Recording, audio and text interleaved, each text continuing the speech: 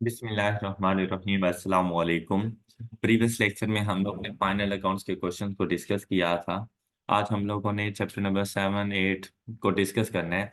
लेकिन उससे पहले जो हम लोगों ने लास्ट क्वेश्चन किया था, क्वेश्चन नंबर 4, वहां पर अगर आप लोग देखें तो एक एडजस्टमेंट थी हमारे पास, एडजस्टमेंट नंबर 6। अच्छा, अब यहाँ पर ना बच्चों को थोड़ा सा इशू आ रहा था। एज सच एक्सपेंस को क्या अमाउंट चार्ज की, उसमें कोई इशू नहीं था। कि मतलब आप लोगों को ये समझ आ गई थी कि 0.15 हम लोगों ने जाके एक्स्ट्रा चार्ज किया हुआ है, तो वो हम लोगों ने अपने एक्सपेंसेस में से लेस कर दिया था। ऐसा ही था ना, ये बात आप लोगों को समझ आ गई थी। इशू ये आ रहा था कि हमारे पास जो अनयूज्ड सप्लाईज हैं वो तो 0.6 की हैं at the end of the accounting year. तो हमारे पास हमारे करंट एसेट्स में 0.6 मिलियन जाना चाहिए। जबकि जब हम लोग सोल्यूशन में गए थे तो यहाँ पर हम लोगों ने रिकॉर्ड किया हुआ है 0.15। तो ये बच्चों को मतलब इशू आ रहा था कि ये क्यों आपने 0.6 क्यों नहीं लिखा। तो बेटा इसकी रीजन ये है कि ये देखें, अगर ये चीज मैं आपको अकाउंट्स के तौर पर बताऊं तो उसने आपसे ये कह दिया था कि भाई हमारे पास ओपनिंग कितना मौजूद है। तो लाजमी बात है उसने ओपनिंग लिखा है। 0.45 ओपनिंग में मौजूद था। प्रीवियस ईयर का क्लोजिंग था, इस साल के ओपनिंग में वो लेकर आया 0.45। उसने आके ना यहाँ पर अपना ओपनिंग बैलेंस 0.45 रिकॉर्ड किया। अब उन्होंने आपसे कहा कि आपने जितने एक्सपेंसेस ड्यूरिंग द ईयर पे किए सप्लाईज के लिए, वही आप लोगों ने प्रॉफिट और लॉस अकाउंट को चार्ज कर दिया। सपोज कि अगर मैं यहां पे ये कहूं 10 मिलियन हम लोगों ने पे किया, तो 10 मिलियन ही हमने चार्ज कर दिया। इसका मतलब ये है कि मैंने इसका जो क्लोजिंग रखा हुआ है ना, वो 0.45 रखा हुआ है। तभी तो 10 मिलियन जाएगा। अगर ओपनिंग के बराबर ही क्लोजिंग ना रखा हुआ होता तो ये कभी भी 10 मिलियन ना जाता, फिर कम या ज्यादा अमाउंट जाती। जब उसने आपसे इस तरह से बात की, इट मींस दैट जो ओपनिंग था उसने क्लोजिंग वही अज्यूम किया। फिर हमने उसे कहा कि नहीं, क्लोजिंग 0.45 नहीं है, अब उसके मुताबिक 0.45 वो रिकॉर्ड कर चुका है। तो बेटा जब रिकॉर्ड कर चुका है तो आपकी pre payments and other receivables का पार्ट बन गया, 0.45 बन गया। जबकि हमने उसे कहा कि भाई ये 0.45 नहीं है, ये आपके पास वैल्यू है 0.6। तो यहां से हमारे पास ये वाली वैल्यू आ गई 9.85। तो हमने उसे दो एडजस्टमेंट्स बताई। एक के जाओ अपने प्रॉफिट और लॉस अकाउंट में जो आपने एक्सपेंस चार्ज किया है वो 0.15 से लेस कर दो। और दूसरा, हमने उसे कहा कि जो आपके करंट एसिड्स हैं वो 0.6 है, आपने 0.4 रिकॉर्ड किया हुआ है, तो अपने करंट एसिड्स में जाकर 0.15 मजीद ऐड कर दो। All right. आई होप कि अब ये एडजस्टमेंट आप लोगों को समझ आ गई होगी। उसके अलावा बाकी सारी एडजस्टमेंट्स हम लोगों ने अच्छे तरीके से डिस्कस कर ली थी। अब हम लोग चलेंगे अपने पास चैप्टर नंबर 7 की तरफ, inventories. IS2 inventories and chapter number 7। बेटा बहुत इंपॉर्टेंट चैप्टर है, MCQs के हवाले से भी बहुत इंपॉर्टेंट है और फाइनल अकाउंट के हवाले से भी बहुत ज्यादा इंपॉर्टेंस रखता है। क्योंकि अगर आपको इन्वेंट्री की वैल्यू बताकर कुछ एडजस्टमेंट बता दी जाए तो आपको ये सोचना होता है कि इन्वेंट्री में इंक्रीज है डिक्रीज है, और इस इंक्रीज डिक्रीज का सेकेंड इफेक्ट किसको जाके चार्ज करना है। तो डिफरेंट सिचुएशन में डिफरेंट डिफरेंट बातें होती हैं। तो ये बहुत इंपॉर्टेंट है, तो आपने इसके हवाले से अपना ये चैप्टर जरूर पढ़ना है। तो आपने इन्वेंटरीज के लिए इस चैप्टर की रीडिंग हर हाल में करनी है। स्टार्ट में आपको बता रहे हैं कि हमारे पास बेसिकली इन्वेंटरीज होती क्या हैं। तो इन्वेंटरीज अगर किसी मैन्युफैक्चरिंग बिजनेस की हम लोग बात करें तो उसके हवाले से हमारे पास जो इन्वेंटरीज होती हैं उसकी तीन टाइप्स होती हैं।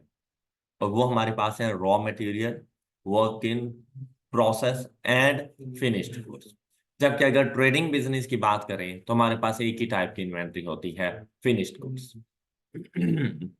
फिर आपको बता रही हैं कि गुड्स इन ट्रांजिट क्या होती हैं, गुड्स इन ट्रांजिट किसकी मलकियत में आती हैं। तो वो यहाँ पर अब रूल लिख दिया गया है अगर डिफरेंट कोई कंडीशन होगी तो उसको अप्लाई कर देंगे। अदरवाइज अगर क्वेश्चन साइलेंट होगा तो goods in transit are also categorised as inventory of buyer entity where control risk and reward is transfer to the. अब ये सेकंड कंडीशन है कि भाई आपने कंट्रोल भी ट्रांसफर करना है। अब अगर गुड्स इन ट्रांजिट है लेकिन कंट्रोल आपके पास है, इट मींस दैट इन्वेंट्री आपकी है। लेकिन अगर आप लोग जैसे ही ट्रांसपोर्टर को गुड्स डिलीवर करते हो और सारा control risk and reward buyer का हो जाता है, तब वो बायर की इन्वेंट्री बन जाती है। ऑलराइट, नेक्स्ट बेटा आपने इसकी देखनी है कि मेजरमेंट हम कैसे करेंगे। इन्वेंट्री की मेजरमेंट के लिए जो हमारे पास रूल होता है कि lower of cost and net realisable value, ये बेसिकली प्रूडेंस के कॉन्सेप्ट को हम लोग यहाँ पे अप्लाई करने के लिए आते हैं कि एसिड्स को ओवरस्टेट नहीं होना चाहिए। फिर आपको बता रहे हैं कि कॉस्ट ऑफ इन्वेंट्रीज में कौन कौन सी कॉस्ट शामिल हैं। तो 3 मेजर कॉस्ट हैं, ये एमसीक्यूज के हवाले से बहुत इंपॉर्टेंट है।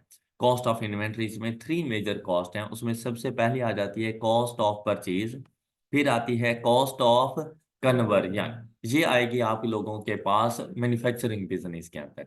कॉस्ट ऑफ परचेज से मुराद फिर आपका रॉ मटेरियल हो सकता है कि रॉ मटेरियल आपने परचेज किया, अब उस रॉ मटेरियल को फिनिश्ड गुड्स में कन्वर्ट करने की कॉस्ट, तो आप लोगों ने उसके ऊपर लेबर लगाई होगी, आपने उसके ऊपर कोई अदर एक्सपेंसेस किए होंगे जिन्हें फैक्ट्री ओवरहेड्स कहा जाता है। तो लेबर और फैक्ट्री ओवरहेड्स मिलकर कॉस्ट ऑफ कन्वर्जन बनाते हैं, तो वो आप लोग यहाँ पे मेंशन करेंगे। फिर अगर इसके अलावा कोई अदर आपके पास कॉस्ट वगैरह मौजूद हैं जो कि इन्वेंट्री से रेलिवेंट हैं, तो वो भी कॉस्ट ऑफ इन्वेंट्रीज का पार्ट बन जाएंगी। यहाँ पर आपको बता रहे हैं कि कॉस्ट ऑफ परचेजेज में कौन कौन सी कॉस्ट आप लोगों ने शामिल करनी है और कौन सी ऐसी कॉस्ट है जो आप लोगों ने एक्सक्लूड करनी है। अच्छा, ये कोई न्यू चीज नहीं है, ये बिल्कुल ऐसे ही है जैसे आप लोगों ने डेप्रिसिएशन के टॉपिक में एसिड्स की कॉस्ट को पढ़ा था, बिल्कुल वैसा ही है कि आप लोगों ने रॉ मटेरियल है या फिनिश्ड गुड्स है इन्वेंट्रीज की कॉस्ट के लिए purchase price, non refundable import duties, non refundable taxes, transportation and handling cost जिसे कैरेज इनवर्ड भी कहा जाता है, and other cost directly attributable to acquisition, ये कॉस्ट आपकी इन्वेंट्रीज का पार्ट बन जाएंगी। जबकि आप लोगों refundable sale taxes, adjustable income taxes, cost not directly attributable to acquisition and discounts and rebates, ये या तो एक्सक्लूड करने होंगे आप लोगों ने या इग्नोर करने होंगे। लेकिन हमेशा याद रखना कि एडमिनिस्ट्रेटिव कॉस्ट वगैरह इसका पार्ट नहीं बना करती। फिर ये आपके पास कुछ एग्जांपल्स वगैरह आ गई। कॉस्ट ऑफ कन्वर्जन में आपको बता रहे हैं कि आपके पास कुछ फिक्स्ड प्रोडक्शन ओवरहेड्स हुआ करते हैं, कुछ variable production overheads, means that कि अगर आपकी प्रोडक्शन के मुताबिक आपका एक्सपेंस चेंज हो जाए तो वो वेरिएबल बन जाएगा, और अगर वो रिमेन्स कांस्टेंट, चाहे आप लोग जितनी मर्जी प्रोडक्शन करें, वो आपके फिक्स्ड ओवरहेड बन जाएंगे। जैसे फैक्ट्री का रेंट फिक्स्ड है, लेकिन उसका प्रोडक्शन के लिए जो रॉ मटेरियल परचेज कर रहे हो वो वेरिएबल, कि जितनी ज्यादा प्रोडक्शन करोगे उतना रॉ मटेरियल ज्यादा परचेज करना पड़ेगा आप लोगों को। आप लोग जो लेबर को वेजेस पे कर रहे हो वो पर यूनिट के हिसाब से कर रहे हो, कि आप जितने ज्यादा यूनिट बनाएंगे हम उतनी ज्यादा आपको वेजेस देंगे। ये वेजेस का कुछ पोर्शन फिक्स्ड भी हो सकता है, ऐसा भी हो सकता है कि मिनिमम वेज आप डिसाइड कर लें, उसके बाद आप उनसे कहें कि जितना आपका कमीशन बनेगा वो दे देंगे, तो वो जो मिनिमम वेज आपने फिक्स्ड कर दी वो फिक्स्ड ओवरहेड का पार्ट बन जाएंगे, लेकिन जो कमीशन पे कर रहे हैं वो वेरिएबल ओवरहेड का पार्ट बन जाएगा आपके पास। फिर कॉस्ट टू बी एक्सक्लूडेड, कौन कौन सी कॉस्ट ऐसी हैं जो आप लोग एक्सक्लूड करोगे, इन्वेंट्री की कॉस्ट का पार्ट नहीं बनाओगे। तो उसमें शामिल है आप लोगों के पास आपके एबनॉर्मल लॉसेस एंड वेस्टेज, ये इन्वेंट्री की कॉस्ट का पार्ट नहीं बनेंगे। फिर आपके पास स्टोरेज कॉस्ट। अच्छा बेटा, स्टोरेज कॉस्ट के लिए हमेशा याद रखना कि रॉ मटेरियल की स्टोरेज आपकी इन्वेंट्री का पार्ट बना करती है, वर्क इन प्रोसेस की स्टोरेज आपकी इन्वेंट्री का पार्ट बना करती है, लेकिन अगर फिनिश गुड्स की स्टोरेज है तो इन्वेंट्री का पार्ट नहीं बना करती। ये बात हमेशा याद रखना कि अगर आपको कह देता है वेयर हाउस रेंट और क्वेश्चन साइलेंट है तो आप लोगों ने शामिल नहीं करना, तो हम लोग अज्यूम कर रहे होते हैं कि वो warehouse for finished goods है। ऑल राइट, लेकिन अगर वो आपसे ये कह दे कि वेयर हाउस रेंट है लेकिन उसमें रॉ मटेरियल है, तो फिर आप लोगों ने इन्वेंट्री की कॉस्ट का पार्ट बनाना है। ऐसा हो सकता है वेयर हाउस एक है जिसमें आप लोगों के पास इन्वेंट्री रॉ मटेरियल की फॉर्म में भी मौजूद है, और आप लोगों के पास ये इन्वेंट्री फिनिश्ड गुड्स की फॉर्म में भी मौजूद है। तो आपको प्रोपोर्शन बताएगा कि कितने परसेंट आपने चार्ज करना है रॉ मटेरियल के लिए, ये वेयर हाउस यूज हो रहा है, कितने परसेंट फिनिश्ड गुड्स के लिए। तो जितने परसेंट रॉ मटेरियल के लिए होगा वो आपकी इन्वेंट्री का पार्ट बनेगा, और रिमेनिंग पार्ट आप लोगों की एक्सपेंसेस का पार्ट बन जाएगा। ये बात क्लियर हो गई। तो इसलिए उसने लिखा था कि unless necessary for the production process, तो यहां से मुराद यही है कि अगर रॉ मटेरियल है तो रॉ मटेरियल नेसेसरी होता है प्रोडक्शन प्रोसेस के लिए, तो आप लोगों ने एक्सक्लूड नहीं करना, आपने इंक्लूड कर देना है। अदरवाइज ये एक्सक्लूड हो जाता है अगर क्वेश्चन साइलेंट है तो। फिर एडमिनिस्ट्रेटिव ओवरहेड्स जितने भी होंगे, सेलिंग कॉस्ट वगैरह, कभी भी इन्वेंट्री की कॉस्ट का पार्ट नहीं बना करती। नेक्स्ट देखिए आपके पास ये स्टोरेज कॉस्ट को उन्होंने डिफाइन कर दिया जरा। Storage cost of raw material requiring further processing may be included. अब देखें ऑफ रॉ मटेरियल, तो लाजमी बात है रॉ मटेरियल के ऊपर फर्दर प्रोसेस करना है हम लोगों ने, इसीलिए वो कहता है कि आपने इसको शामिल करना है कॉस्ट ऑफ इन्वेंट्री में।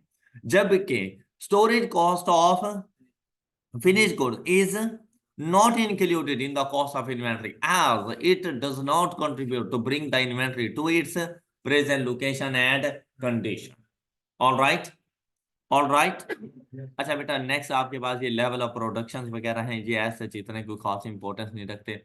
नॉर्मल कैपेसिटी की यहाँ पे बात कर रहे हैं। इस एग्जांपल को आप लोगों ने खुद से जरा देख लेना है, ये एग्जांपल्स वगैरह आप लोगों ने खुद से जरा सॉल्व कर लेनी है, इनमें ऐसा कोई मुश्किल चीज नहीं है।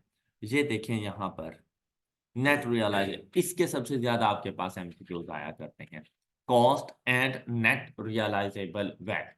अब कॉस्ट को कैसे डिटरमिन करना है वो आप लोगों ने सीख लिया। अब हम लोग चलते हैं कि नेट रियलाइजेबल वैल्यू क्या होती है। तो नेट रियलाइजेबल वैल्यू में आपने तीन चीजें लेकर आनी है, और वो कौन कौन सी हैं आपके पास। एस्टिमेटेड सेलिंग प्राइस, लेकिन अगर गौर करें तो एस्टिमेटेड सेलिंग प्राइस मतलब सेल नहीं करना, लेकिन ये अज्यूम करना है कि अगर सेल करूं तो कितने में सेल होगा। ऑलराइट, वो वैल्यू। फिर आपने ये देखना है कि अगर सेल करूं उसके ऊपर मेरा एक्सपेंस कितना आना है।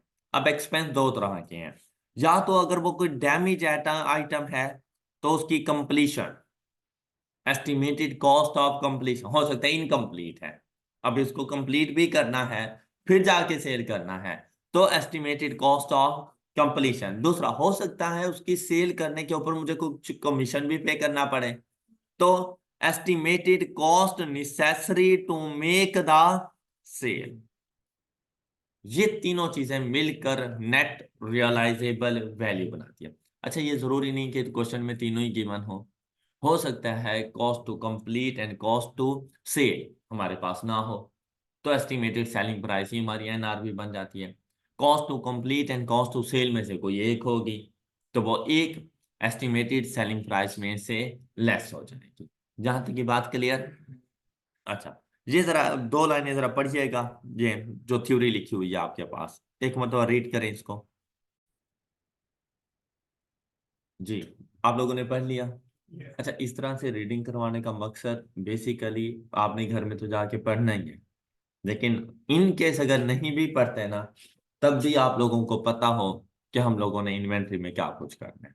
और ये बहुत इंपॉर्टेंट बातें हैं, आप लोग देखेंगे कि आपके मोस्टली एमसीक्यूज यहीं से होंगे। और जब तक अक्सर बच्चे उनके फेल होने की रीजन यही होती है कि वो बुक रीडिंग नहीं करते।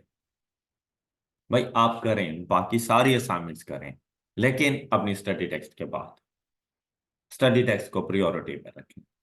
फिर चाहे असाइनमेंट स्किप भी हो जाए ना, पेपर पास हो जाएगा। ओके।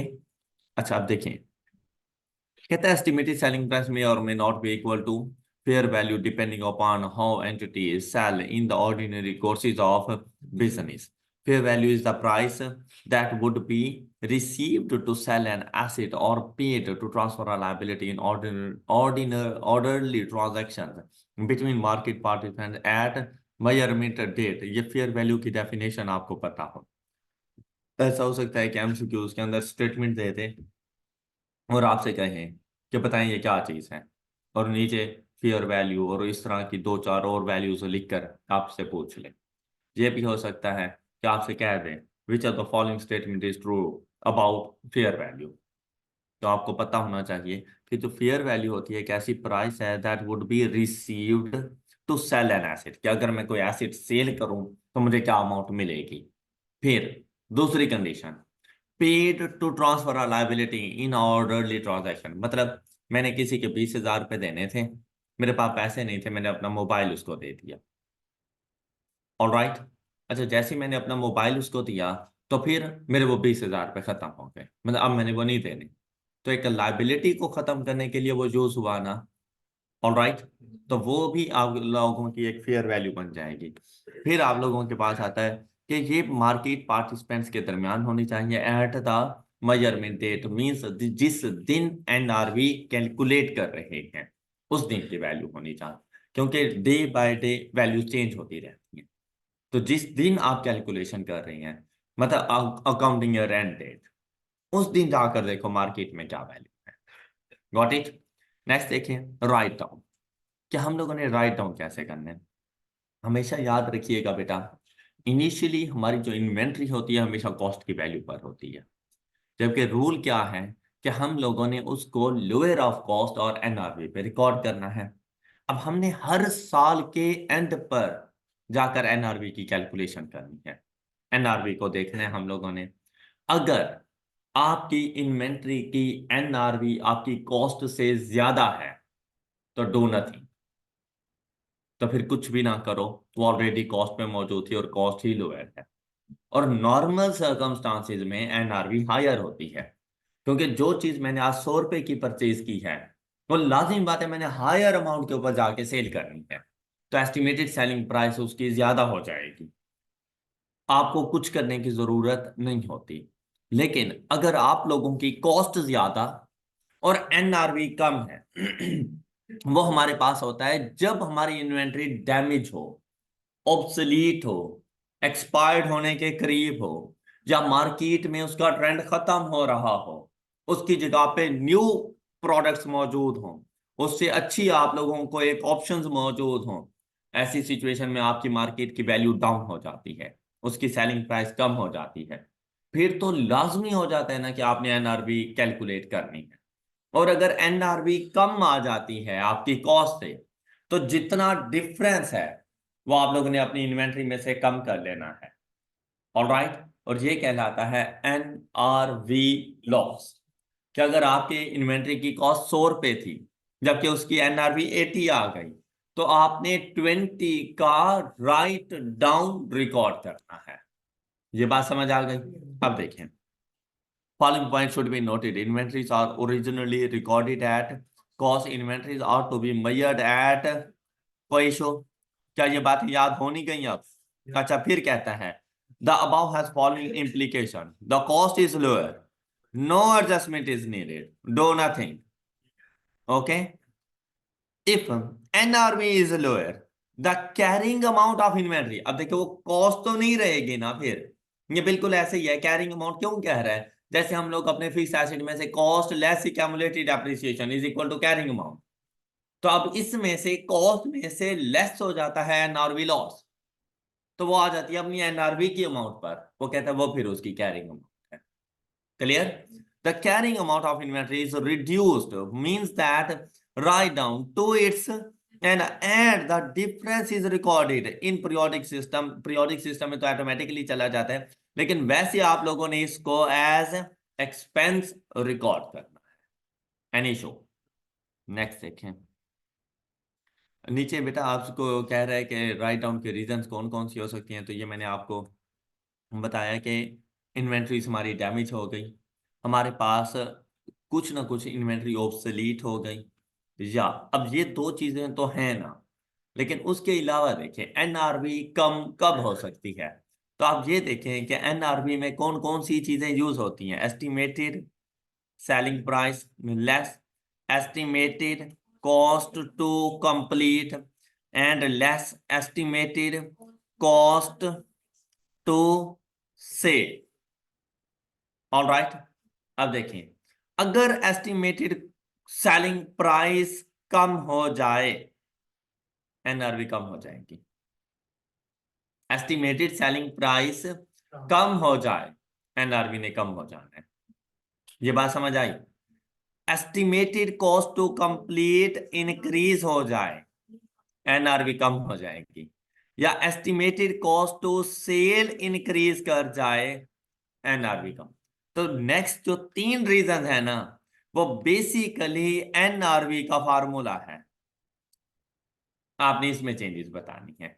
देखिए आपसे कहता है the selling price declined, estimated cost of completion increased, and estimated cost to be incurred to make the sales have, तब भी आप लोगों के पास राइट डाउन करना पड़ेगा। एनआरवी ने कम हो जाना है। जब एनआरवी कम हो गई है तो राइट डाउन की तरफ जाओ। तो ये याद रखने का सबसे बेस्ट वे है। अब आपको ये सारी रीजन याद रहेंगी, कैसा नहीं है?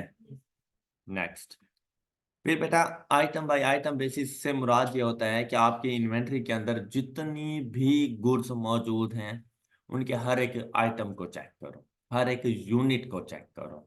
मतलब आप लोगों ने ओवरऑल इन एग्रीगेट नहीं देखना, आप लोगों ने गुड यूनिट्स को अलग करना है, आपने डैमेज यूनिट्स को अलग करना है। गुड यूनिट्स के एनआरवी अलग से कैलकुलेट करो, और मे बी गुड यूनिट्स अपनी एनआरवी पर आए ही ना, क्योंकि वो गुड यूनिट्स हैं तो उनकी सेलिंग प्राइस ज्यादा होगी, तो उनको उनकी कॉस्ट पे रखो। और जो डैमेज यूनिट्स हैं सिर्फ उनको लेकर आओ उनकी एनआरवी की वैल्यू के ऊपर। तो आइटम बाय आइटम बेसिस से ये मुराद होता है कि हर यूनिट को अलग अलग करके देखो कि कौन सी इन्वेंट्री को कॉस्ट पे रखना है, कौन सी इन्वेंट्री को हम लोगों ने एनआरवी पे रिकॉर्ड करना है। Alright, next, NRV of raw material. ये वो कॉन्सेप्ट है बेटा, यहां से पढ़ाने का मकसद यही था कि रिवीजन में कोई चीज रह ना जाए। ये वो कॉन्सेप्ट है, ये सबसे ज्यादा इंपॉर्टेंट कॉन्सेप्ट है रॉ मटेरियल के ऊपर एनआरवी। तो बेटा सिंपल सा रूल है। देखिए भाई, ट्रेडिंग बिजनेस के अंदर तो सिर्फ फिनिश्ड गुड्स होती हैं, वहां पर तो ये इशू आता ही नहीं है। ये बात है मैन्युफैक्चरिंग बिजनेस की। अब मेरे पास मेरा रॉ मटेरियल मैंने महंगा खरीदा था, तो लाजमी बात है मुझे कॉस्ट ज्यादा पड़ गई। लेकिन आफ्टर सर्टेन टाइम प्राइसेस कम हो और रॉ मटेरियल की प्राइस कम आ गई है, अब मुझे वो सस्ते दामों मिल भी जाएगा, तो मेरे पास तो उसकी एनआरवी कम आ चुकी है जबकि कॉस्ट ज्यादा है। अब क्या मुझे रॉ मटेरियल के ऊपर एनआरवी लॉस रिकॉर्ड करना है या नहीं? तो उसके लिए स्टैंडर्ड ने कहा कि सब्र करो, ये देखो कि जब इस रॉ मटेरियल को यूज करोगे, इसके ऊपर कन्वर्जन कॉस्ट लगाओगे और उसके बाद फिनिश्ड गुड्स बनेगी, सबसे पहले ये चेक करो कि क्या फिनिश्ड गुड्स के ऊपर एनआरवी लॉस है। ऑलराइट, अब सिंपल सा फार्मूला है, अगर फिनिश्ड गुड्स के ऊपर एनआरवी लॉस है तो रॉ मटेरियल के ऊपर एनआरवी लॉस रिकॉर्ड करो। अगर आपके ये लगता है कि आपकी फिनिश्ड गुड्स हाई प्राइस पे सेल हो रही है और उसके ऊपर एनआरवी लॉस नहीं है, तो फिनिश्ड गुड्स की चाहे एनआरवी कम ही क्यों ना हो, कॉस्ट पे ही रिकॉर्ड कर, एनआरवी लॉस रिकॉर्ड नहीं। मींस रॉ मटेरियल के ऊपर एनआरवी लॉस डिपेंड कर रहा होता है फिनिश्ड गुड्स के एनआरवी लॉस के। अगर फिनिश गुड के ऊपर एनआरवी लॉस है तो रॉ मटेरियल के ऊपर रिकॉर्ड करना है, अगर फिनिश गुड्स के ऊपर रॉ एनआरवी लॉस नहीं है तो रॉ मटेरियल के ऊपर एनआरवी लॉस रिकॉर्ड नहीं कर। ऑलराइट, यहीं पे बच्चों ने एमसीक्यूज में मिस्टेक करते हैं कि वो जाकर रॉ मटेरियल के ऊपर लॉस को रिकॉर्ड कर देते हैं। तो आपने ज्यादा केयरफुल रहना है। आई होप कि आपको मेरी ये बात समझ आ चुकी होगी। उससे रेलिवेंट इन्होंने कुछ एग्जांपल्स वगैरह भी बताई हुई हैं, तो ये एग्जांपल्स आप लोगों ने जरा खुद से सॉल्व कर लेनी है। आई होप कि आपके रिस्पेक्टिव टीचर ने ज्यादा अच्छे तरीके से आपको बताया होगा। यहाँ पर दोबारा ये कॉस्ट में मार्कअप एंड मार्जिन का कॉन्सेप्ट आ जाता है। तो वैसे तो ये क्वांटिटेटिव मेथड का मतलब पॉइंट है, लेकिन इन्वेंटरी की कैलकुलेशन में ना अक्सर वो ऐसा वर्ड यूज कर जाता है। तो बेटा हमेशा याद रखिएगा कि मार्कअप एंड मार्जिन और परसेंटेज ऑफ प्रॉफिट्स, चाहे मार्कअप है चाहे मार्जिन है, परसेंटेज ऑफ प्रॉफिट है। लेकिन सिर्फ फर्क क्या है कि अगर हम लोग बात करें मार्कअप की, मोस्टली वो बता देता है कि 20% profit on cost, 20% profit of sales, वो आपको बता देता है। लेकिन अगर वो वर्ड यूज करें मार्कअप या मार्जिन, तो उसके लिए सिर्फ आपने इतनी बात याद रखनी है कि markup is a percentage of profit on cost, जो कि हम लोग मोस्टली यूज करते हैं। इन केस अगर सिर्फ आपसे ये कह देते हैं 20% प्रॉफिट, इसका मतलब ये है कि कॉस्ट का 20%। क्लियर? जब मार्जिन की बात करता है तो इसका मतलब होता है percentage of profit on sales. अच्छा, अब हम लोग जरा इसको देख लेते हैं कि भाई इनमें डिफरेंस क्या है। सपोज कि वो आपसे सिर्फ इतना कह दे 25% प्रॉफिट, और एक सिनेरियो में कह दे मार्कअप, और दूसरे में कहते हैं 25% प्रॉफिट मार्जिन। तो हमने देखना है जब भी ये ऐसी सिचुएशन आए ना, देखें बेटा, प्रॉफिट को कैलकुलेट करने के लिए रेवेन्यू मतलब sales less cost is equal to profit. किसी को इशू? आप लोगों ने हमेशा ये बात ऐसे ही याद रखनी है। अब अगर आपके पास है मार्कअप मार्जिन, देखें प्रॉफिट की परसेंटेज क्या है, जो भी प्रॉफिट की परसेंटेज हो, चाहे मार्कअप है चाहे मार्जिन है, प्रॉफिट के सामने लिख लेना। ये बात क्लियर हो गई? अच्छा, अब अगर मार्कअप है तो markup percentage of profit on cost, तो कॉस्ट को 100 करना है, और अगर मार्जिन है तो सेल्स को 100 करना है। बस ये फर्क है। बात क्लियर हो गई? और बाकी ये जो आपको नजर आ रही हैं मिसिंग वैल्यूज, ये आप लोगों की बैलेंसिंग वैल्यू के तौर पर आएंगी। मतलब मार्कअप में जो सेल्स है ना, ये बैलेंसिंग वैल्यू आती है, जबकि मार्जिन में कॉस्ट बैलेंसिंग वैल्यू के तौर पर आएगी। अब आप देखें कि भाई 100 रुपए की एक चीज जिस पर आपको 25 का प्रॉफिट हुआ, तो आपने वो सेल कितने में की होगी? तो यहाँ पे 125%। ऑल राइट, 100 रुपए में सेल करके 25 का प्रॉफिट अर्न किया, तो आपको कॉस्ट कितनी पड़ी? ये डिफरेंस है दोनों। फिर इन तीनों में से ना कोई एक चीज आपको बता दी जाती है। कभी रेवेन्यू बता दिया जाता है, कभी कॉस्ट बता दी जाती है, कभी प्रॉफिट बता दिया जाता है। जो चीज भी आपको बताई जाए, आपने उसके सामने जाके वो चीज लिख देनी है। सपोज करें कि आपको कॉस्ट बताई गई, अब कॉस्ट के सामने कॉस्ट लिख दें जो एक्चुअल कॉस्ट है, और आपने फाइंड करना है रेवेन्यू, और आपके पास है मार्कअप, तो आपने उस कॉस्ट को उसकी परसेंटेज के साथ डिवाइड करना है, और जो वैल्यू फाइंड करनी है उसके साथ मल्टीप्लाई करते हैं। ओके, अब अगर ये मार्जिन हो तो कॉस्ट को डिवाइड करोगे 75 के साथ, और मल्टीप्लाई करोगे 100, तो आपको रेवेन्यू मिल जाएगा। अगर 25 के साथ मल्टीप्लाई कर दोगे तो आपको प्रॉफिट मिल जाएगा। ये बात समझ आ गई? नेक्स्ट। अच्छा, ये आपके पास एक बड़ी इंपॉर्टेंट एग्जांपल थी कि ऐसा सिनेरियो क्रिएट करके आपसे पूछा जा सकता है कि भाई आप बताएं आपके पास एनआरवी लॉस कितना इस ईयर में, एनआरवी लॉस क्या होगा। मतलब अगर मैं आपसे यहाँ पर ये बात करूं, देखो भाई नॉर्मल सिचुएशन में वो सिर्फ एक ही ईयर के लिए डाटा आपको प्रोवाइड करता है, तो आपको इस किस्म का प्रॉब्लम फेस नहीं करना पड़ता। लेकिन जब आपकी एक ही इन्वेंट्री मल्टीपल ईयर्स के लिए चलती है, और हर मर्तबा आपने डिफरेंट डिफरेंट उसकी कैलकुलेशन की हुई होती है, तो आपको ज़्यादा केयरफुल रहना पड़ता है। अब यहाँ पर देखें तो 90,000 एस्टिमेटेड सेलिंग प्राइस है, उसमें से 15,000 एस्टिमेटेड कॉस्ट ऑफ रियलाइजेशन, मतलब कि cost to complete and cost to sell को मर्ज करके कॉस्ट टू रियलाइजेशन कहा जाता है। तो वहां पे परेशान नहीं हो जाना कि पता नहीं कॉस्ट टू रियलाइजेशन क्या है। आपने इसमें से इसको लेस किया, तो बताएं आपके पास एनआरबी की वैल्यू क्या आ जाएगी? 75,000। Okay, clear. अच्छा, जबकि कॉस्ट ऑफ इन्वेंट्री क्या है, तो आप कितने का एनआरवी लॉस रिकॉर्ड करेंगे इन ईयर 2003? तो बस यहीं पे गलती हो जाती है कि ईयर 2003 में 20,000 का लॉस रिकॉर्ड नहीं करें।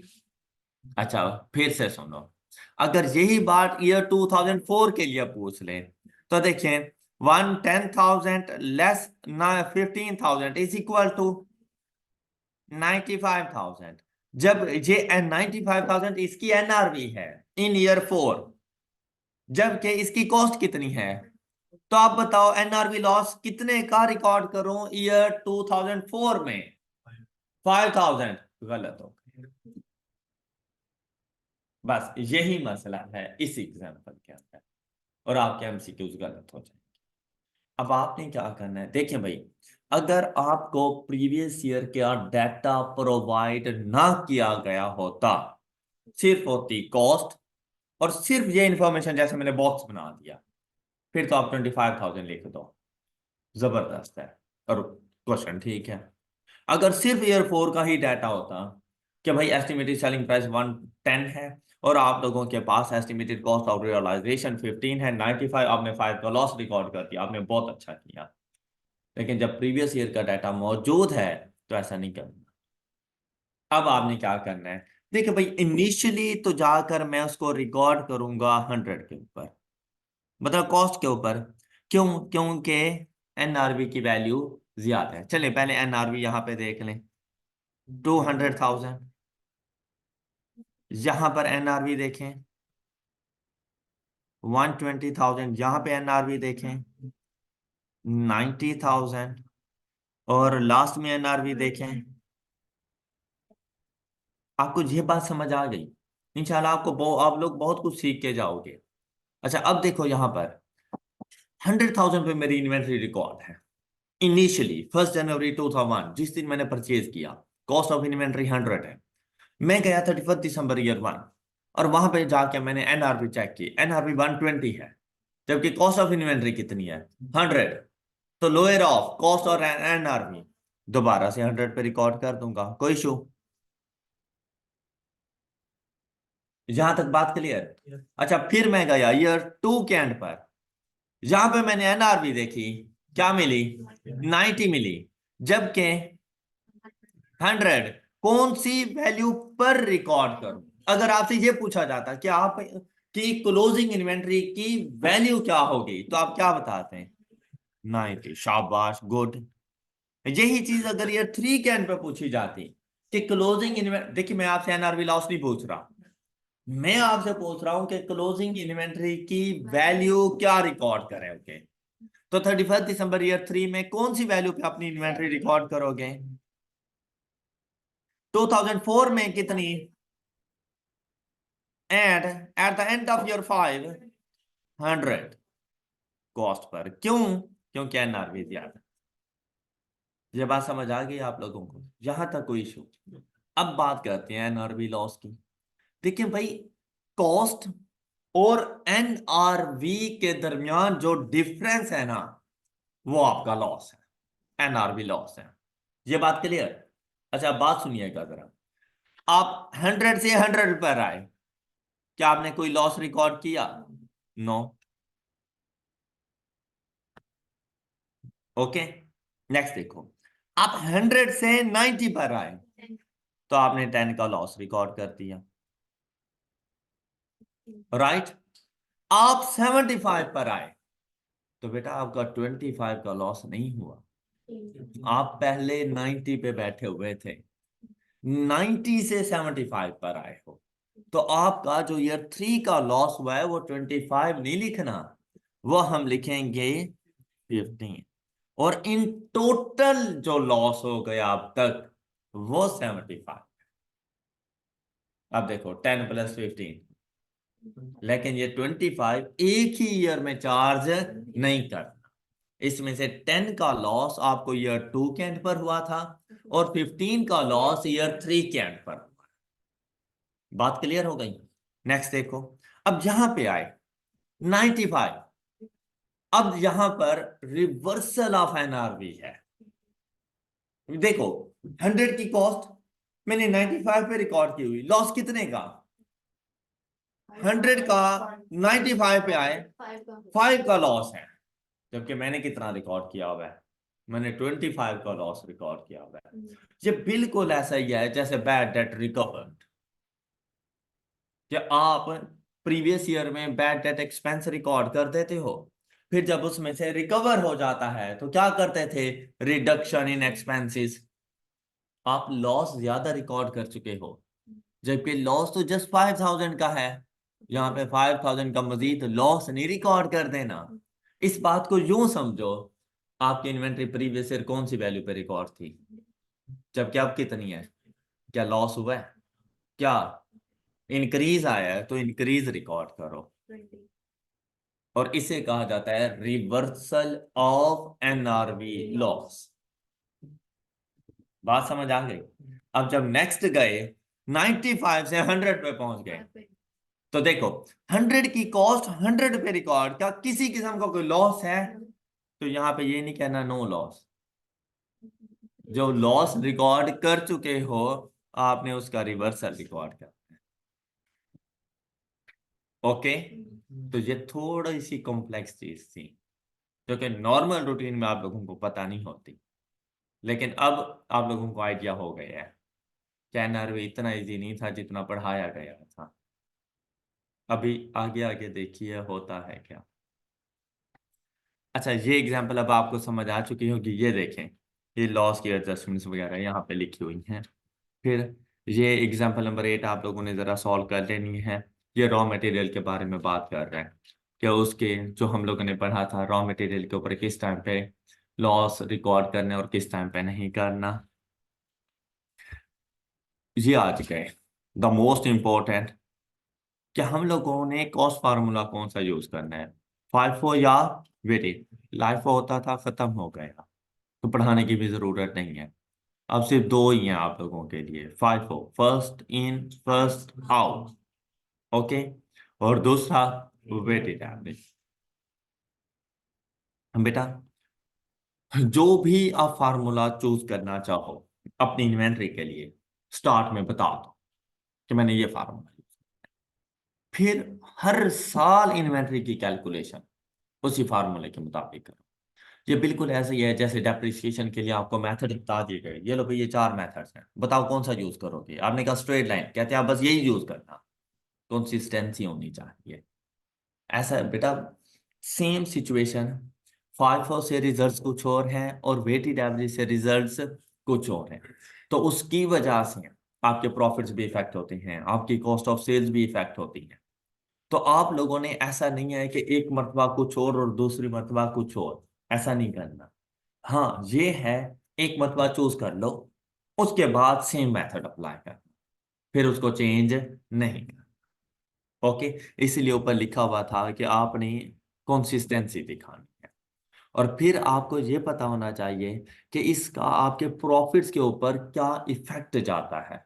अब देखें, कहता है inventory valuation has a direct effect on profit measurement in periods of inflation. FIFO method measures inventory and thus profit at higher values as compared to। ये इतनी इंपॉर्टेंट लाइन लिखी हुई है ना कि आपके 2 मार्क्स छुपे हुए हैं इसमें। अक्सर ये आपके पास एमसीक्यूज आता है। अच्छा, बच्चा पता है क्या है कि बात वही है, असाइनमेंट्स में से देखेगा उसे पता चल गया क्वेश्चन असाइनमेंट से आ गया, हालांकि उसने अपनी स्टडी टेक्स्ट से उठाया था ये क्वेश्चन। अगर आपने स्टडी टेक्स्ट पढ़ी हुई हो तो मीन्स दैट 100% असाइनमेंट हो चुकी है आपसे। लेकिन अगर आपने असाइनमेंट सारी की हुई है, इसका ये हरगिज मतलब नहीं है कि आपने 100% स्टडी टेक्स्ट पढ़ी हुई। हो सकता है कोई चीज रह गई। ओके, अच्छा देखो बेटा, ये बेसिकली बड़ी कॉम्प्लेक्स सी चीज है जो यहाँ पे लिखी हुई है, हम क्लासेस में बड़े अच्छे से समझाते हैं। कहते हैं कि फाइफो मेथड अगर आप लोग यूज करते हो और हमारे पास इन्वेंट्री की वैल्यूएशन, कहते हैं वो हायर वैल्यूज पर होती है, कब? जब पीरियड ऑफ इन्फ्लेशन, और मोस्टली इन्फ्लेशन होती है। अब ये बात हम लोग डिस्कस किया करते हैं कि बेटा अगर इन्फ्लेशन है तो हम लोगों ने ना दो मेथड ये, बल्कि आप टेबल बना दें, FIFO, वेटेड एवरेज, इन्फ्लेशन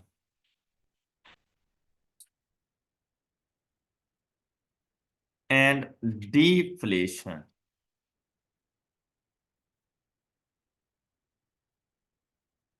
अच्छा, अब यहां पर ना हम लोग बात करेंगे क्लोजिंग इन्वेंट्री की वैल्यू की।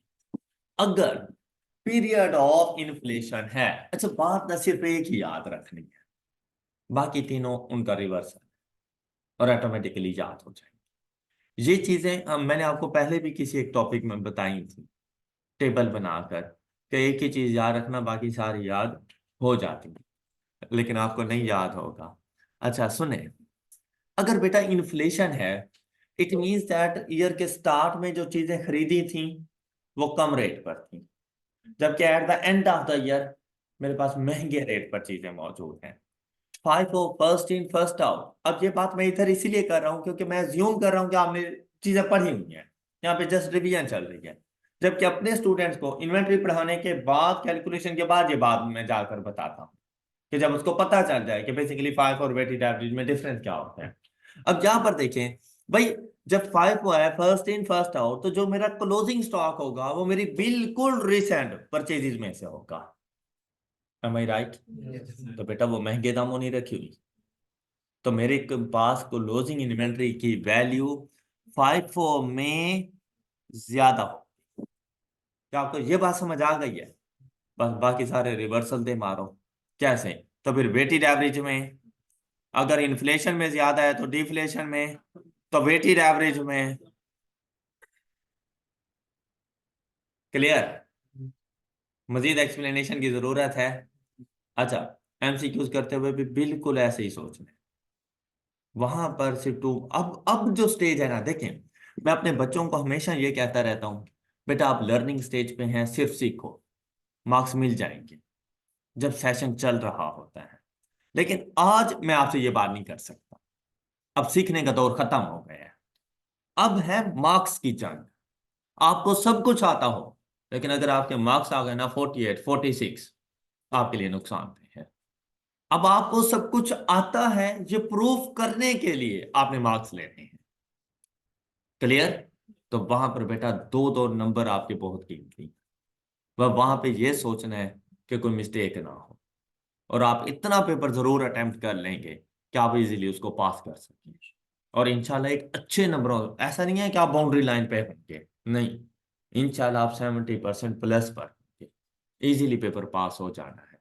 लेकिन थोड़ी सी समझदारी, मैं फिर से कहता हूं कि बेटा खुद को डीमोटिवेट करने के हजारों फैक्टर्स मौजूद हैं, जबकि मोटिवेशन की एक छोटी सी चिंगारी भी हमें नजर नहीं आती। लेकिन अगर आपको मोटिवेशन की एक हल्की सी कहीं पे कोई चिंगारी भी नजर आ जाए ना, तो दौड़ दौड़ पड़ो उसकी तरफ, तो आप कामयाब हो जाओ। डीमोटिवेटिंग फैक्टर्स को साइड पे कर दो।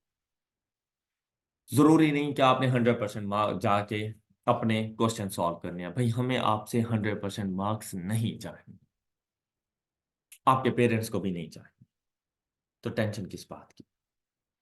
आपने सिर्फ अपने लिए 50% प्लस पे जाना है बस। और उसके बाद अगर आप 50% क्रॉस कर जाते हैं ना, मींस दैट आप 100% पर। क्लियर? फिर सारे इकट्ठे हो जाते हैं, एक ही सफ में खड़े हो गए महमूद और यास। अब चाहे किसी के 100 नंबर थे और चाहे किसी के 52 मार्क्स हैं, हमारे लिए दोनों बराबर हैं, आई कैप के लिए भी दोनों बराबर हैं। अब आप खुद सोच लो, तो ज्यादा टेंशन वेंशन लेने की कोई जरूरत नहीं है। पेपर को पास करना है, समझदारी से करना है, वहीं पे बैठे हुए पता हो पेपर पास। क्लियर? और ये बात आइडिया लग जाता है, मतलब रिजल्ट का वेट करने की जरूरत नहीं होती। जैसे दूसरों को बेवकूफ बनाया जा रहा होता है कि मैं तो रिजल्ट का वेट कर रहा हूँ, दुआ कीजिएगा। भाई तू आगे कुछ करके नहीं आया, मैं दुआ क्या करूं?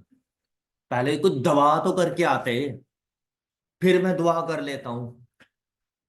तो ऐसा नहीं है कि आपके पेपर्स को जिन भूत जाके फिल करेंगे और आप पास हो जाएंगे, रिजल्ट आए और आए कि आपने ब्लेंडर कर दिया कि मिस्टर ए पास, और मिस्टर ए ने कुछ लिखा भी नहीं था। ये तो नहीं हो सकता। तो वहां पर भाई परफॉर्मेंस देनी है। आई क्या आपको कोई गर्ज नहीं है क्या आपने किसका रिवीजन सेशन अटेंड किया नहीं किया, कौन सी असाइनमेंट की है या नहीं की, आपने पिछले 6 माह दिन रात एक कर दिया या नहीं किया, उसे कोई परवाह नहीं। उसे सिर्फ परवाह ये है कि ये जो 2 घंटे मैंने आपको बुलाया था आपने उसमें क्या किया, बस। उसको सिर्फ इस बात से पता, आप कौन से इंस्टीट्यूट से पढ़े हैं, आई क्या आपको कोई परवाह नहीं। क्या आप कहाँ से पढ़ के आपको किसने पढ़ाया है उसने नहीं देखना, आपने किसकी बुक से पढ़ा है उसने नहीं देखना। वो कहता है कि मैंने जो पूछा है तुम्हें आता है या नहीं आता, यस और नो, आंसर इज यस, ये लो तुम पास हो, जाओ आगे पढ़ो। उसने नहीं देखना आप प्यारे हैं, आप गंदे हैं, आप अच्छे हैं, आप बुरे हैं, आप काले हैं, आप चिट्टे हैं, कुछ नहीं देखना उसने। भाई आप पे डिपेंड करती हैं चीजें। तो समझदारी के साथ, सुकून के साथ, चिल माहौल में रिलैक्स होकर paper attempt, without any fear, without any tension, easy होकर बैठो, खुद को खुद ही मोटिवेट करो कि भाई कर सकते हो, तुम बहुत अच्छा पढ़ा है, कर सकते हो, और आपके लिए है ये पेपर, तो इसलिए ज्यादा टेंशन लेने की जरूरत नहीं।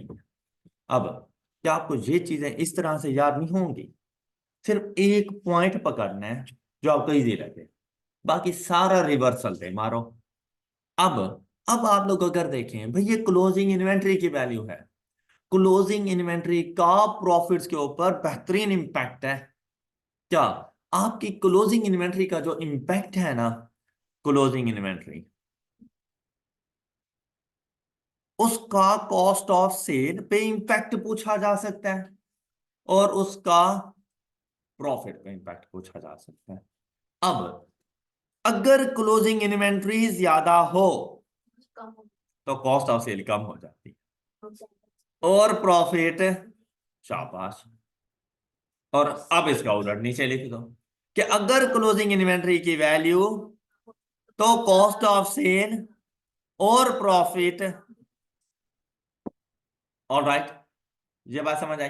अच्छा, इस चीज को ना जरा फर्स्ट टेबल के साथ मैच करते हैं। अगर मैं फर्स्ट टेबल के साथ मैच करूं कि आपसे पूछ रहा है in inflation, in the period of inflation, the impact on profits when inventory is calculated by weighted average.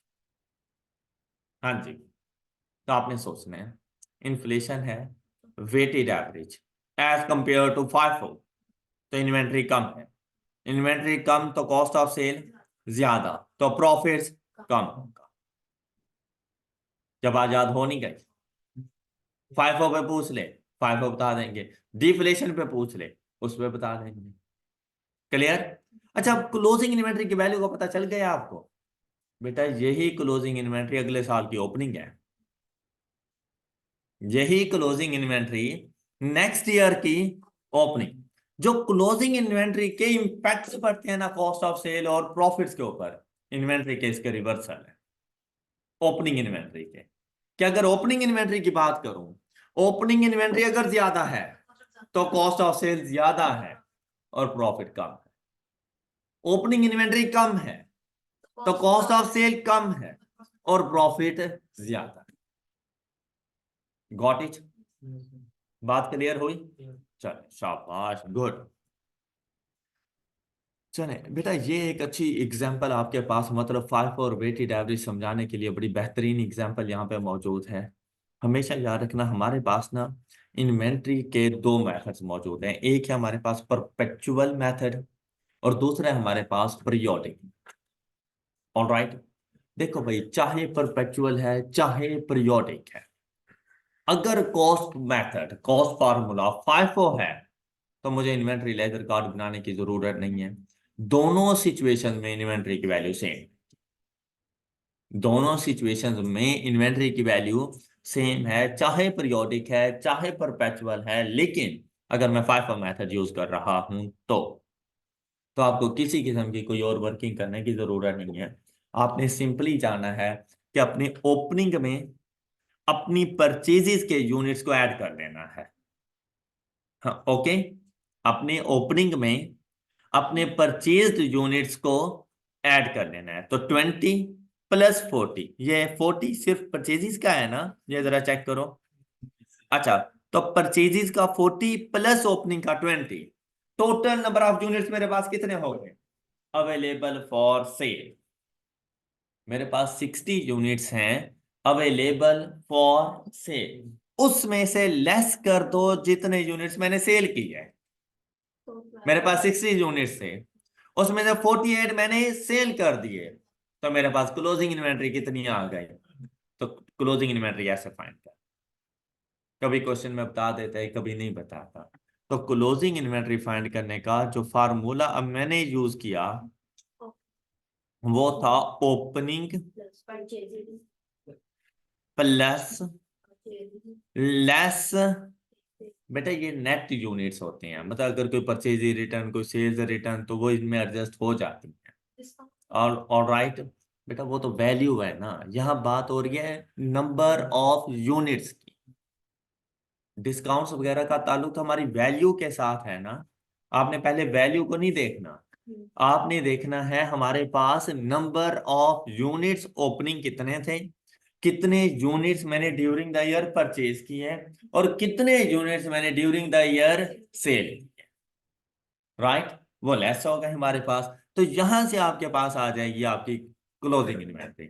और हमारे पास ओपनिंग थे 20, 40 हम लोगों ने परचेज किए, 48 लेस किए, तो हमारे पास 12,000 यूनिट्स क्लोजिंग। अब वैल्यूएशन करनी है अंडर FIFO मेथड, तो हम लोगों ने देखनी है अपनी रीसेंट परचेजेस। मेरे क्लोजिंग यूनिट्स कितने हैं 12,000, जबकि मेरी रीसेंट परचेजेस कितनी हैं 14,000। ऑलराइट, तो बेटा 12 के 12,000 यूनिट यहीं से पड़े होंगे। तो सिंपली जाके 12,000 मल्टीप्लाइड बाय कौन से रेट पर इज इक्वल टू, बस ये मेरे पास क्लोजिंग इन्वेंटरी की वैल्यू आ गई अंडर FIFO मेथड। अब चाहे पीरियोडिक है चाहे परपेचुअल, ये बात समझ आ गई। अच्छा इसको थोड़ा सा बस चेंज करते हैं जस्ट फॉर योर अंडरस्टैंडिंग, कि अगर मैं कहूं कि मेरे पास जो क्लोजिंग इन्वेंटरी है वो 16,000 यूनिट है, वो 12 नहीं है 16,000 है, तो बेटा आपने ऐसा नहीं करना कि 7,000 यहां से उठा लिए और बाकी 9,000 यहां से उठा, नहीं, ये 14,000 कंप्लीट ये आपने उठा लेना है। साथ में अब अगर कोई यूनिट रहते हैं तो वो इससे प्रीवियस परचेजेस से आएंगे। तो मुझे 16,000 चाहिए था, 14,000 मुझे यहां से मिल गए, तो मैं 7,000 वाले यूनिट्स में से कितने लूंगा 2,000। तो क्लोजिंग इन्वेंट्री की वैल्यू क्या बनेगी 2,000 multiplied by 14 and 14,000 multiplied by, तो मैं उन्हें बताऊंगा कि मेरे पास मेरे क्लोजिंग स्टॉक के अंदर 2,000 unit at a rate of 14 and 14,000 units at a rate of 15 मौजूद, and the value is total बता दे मुझे 238,000। तो क्लोजिंग इन्वेंटरी की वैल्यू ये हो जाए। बात समझ आ गई सब बच्चों को। बेटा अगर हम लोग FIFO मेथड क्लियर हो गए हैं, इसके लिए आपको किसी किस्म का कोई इन्वेंटरी लेजर कार्ड बनाने की जरूरत नहीं है। अब अगर आपके पास है बेटा वेटेड एवरेज, ये बात तो ऐसे ही लिखी रहे, opening inventory plus purchasing less sales. अच्छा अब बेटा अगर आपके पास है वेटेड एवरेज मेथड, तो आपने देखना है कि मेथड कौन सा है, पीरियोडिक है या, क्योंकि दोनों से इन्वेंटरी की वैल्यू डिफरेंट है हमारे पास। अगर है पीरियोडिक तो काम है थोड़ा सा आसान, अगर है पीरियोडिक तो आप इजीली कैलकुलेट कर सकते हैं, और अगर क्वेश्चन साइलेंट है तो पीरियोडिक है। क्लियर, अगर क्वेश्चन साइलेंट है तो पीरियोडिक। अब क्या करना है पीरियोडिक में, फिर से वही, सबसे पहले देखो कि क्लोजिंग इन्वेंट्री के यूनिट्स कितने हैं, देख लिए 12,000। बात क्लियर हो गई। अब आपने ना एक एवरेज रेट कैलकुलेट करना है, और वो एवरेज रेट कैसे कैलकुलेट होगा, उसके लिए आपने सबसे पहले अपने पास लिखने अपने opening number of units 20,000 at a rate of the total value is जो भी ओपनिंग यूनिट्स और उनकी वैल्यू वो लिख दो। उसके बाद जितनी भी आपकी ड्यूरिंग द ईयर परचेजेस हो, अब चाहे तो 1 बाय 1 लिख लो या टोटल उठा के लिख दो। 40,000 टोटल यूनिट्स परचेज की है, तो कितने की टोटल परचेजेस हो गई ये लिख दो। और फिर अब different different number of units हैं तो फाइंड करने की जरूरत नहीं, अलग अलग लिखोगे फिर तो हर किसी के साथ मतलब ऐसे ही टेबल बन जाएगा ना, 11,000 एट द रेट ऑफ 12 132 और ये सारे लिख दोगे। आपको ये बात समझ आ गई, ये बात क्लियर। अब आपने यहां से एवरेज रेट फाइंड करना है कि मेरे पास total number of units available for sale, जबकि उनकी वैल्यू 764, यहां से फाइंड करना है आपने क्या average rate 764,000 divided by 60,000, 12 point, और इसको मल्टीप्लाई करवा देना है अपने क्लोजिंग नंबर ऑफ यूनिट्स के साथ। तो आपके पास क्लोजिंग इन्वेंटरी की वैल्यू 15,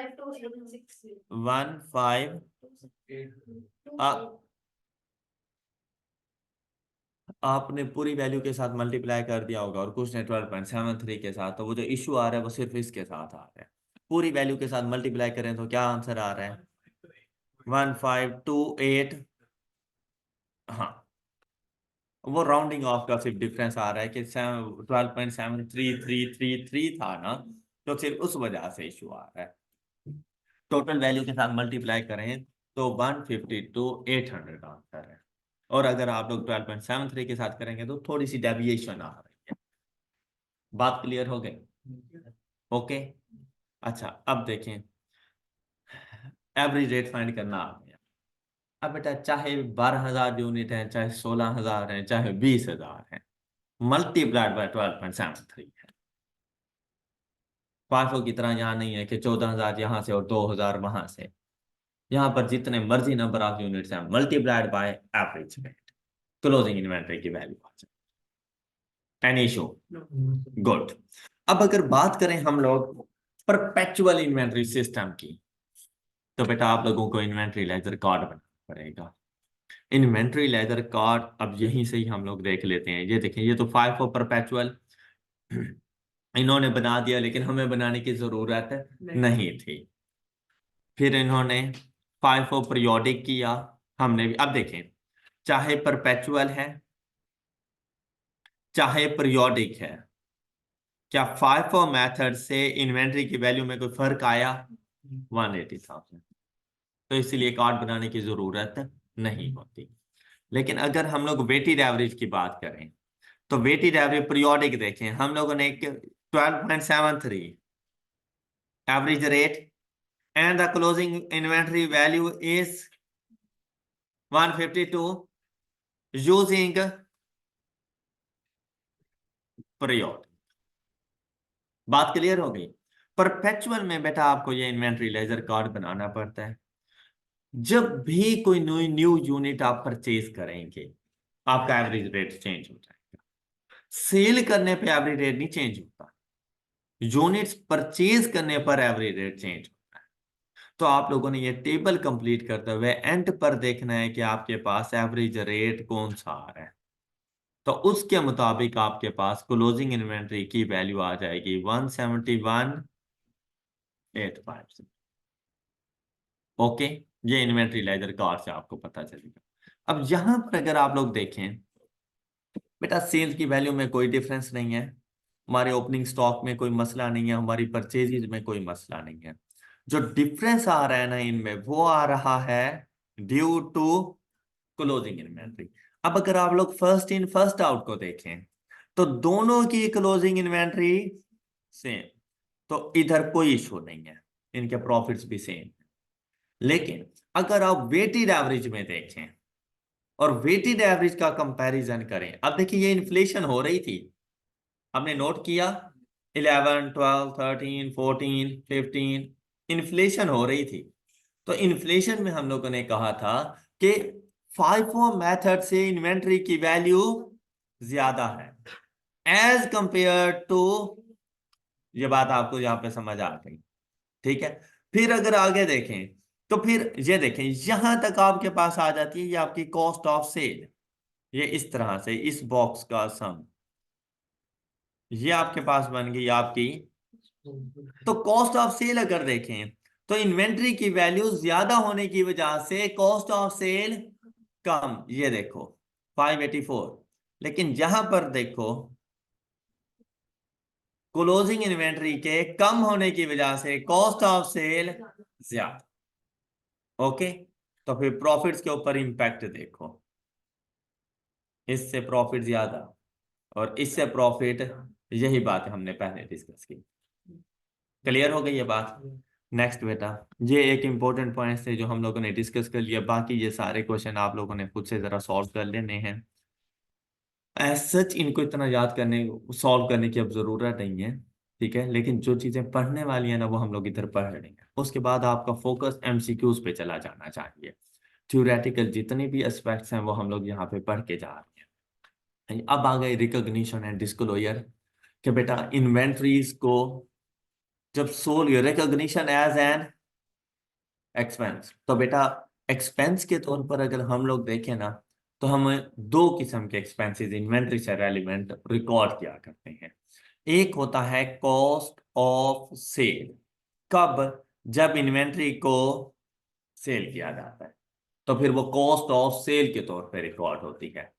लेकिन इन्वेंट्री की वैल्यू में भी कमी आ, देखो यूनिट सेल करूंगा क्या इन्वेंट्री की वैल्यू में कमी नहीं आएगी, डिक्रीज आएगा इन्वेंट्री की वैल्यू में, लेकिन रिकॉर्ड क्या होगा, कॉस्ट ऑफ सेल। ये बात समझ आ गई। लेकिन बेटा एनआरवी की वजह से भी तो इन्वेंट्री की वैल्यू में कमी आती है, लेकिन वो कॉस्ट ऑफ सेल नहीं रिकॉर्ड होती, वो एनआरवी लॉस के तौर पर रिकॉर्ड। गॉट इट, कि मैंने सेल नहीं की है लेकिन इन्वेंट्री की वैल्यू में कमी आ गई है, तो कमी किसकी वजह से आई है, ड्यू टू एनआरवी लॉस। तो राइट डाउन एंड लॉसेस आप लोग जाके रिकॉर्ड किया करते हैं, recognised as an expense in the period of write down और लॉस अकर्ड। अच्छा, जरूरी नहीं हर टाइम पर राइट डाउन रिकॉर्ड करें, कभी कभी रिवर्सल ऑफ राइट डाउन भी होता है, और इसके लिए अभी हमने एक एग्जांपल कर दी है कि बज़ाहिर आपको लॉस नजर आ रहा था लेकिन हमने लॉस नहीं रिकॉर्ड किया था, हमने reversal of NRV loss record किया था। अब ये बात आपको ज्यादा अच्छे से समझ आ गई होगी। और कहता है कि recognised as a reduction in the amount of inventories recognized as an expense in the period in which the reversal occurs. All right? फिर हमारा बात क्लियर है ना यहाँ तक सारी।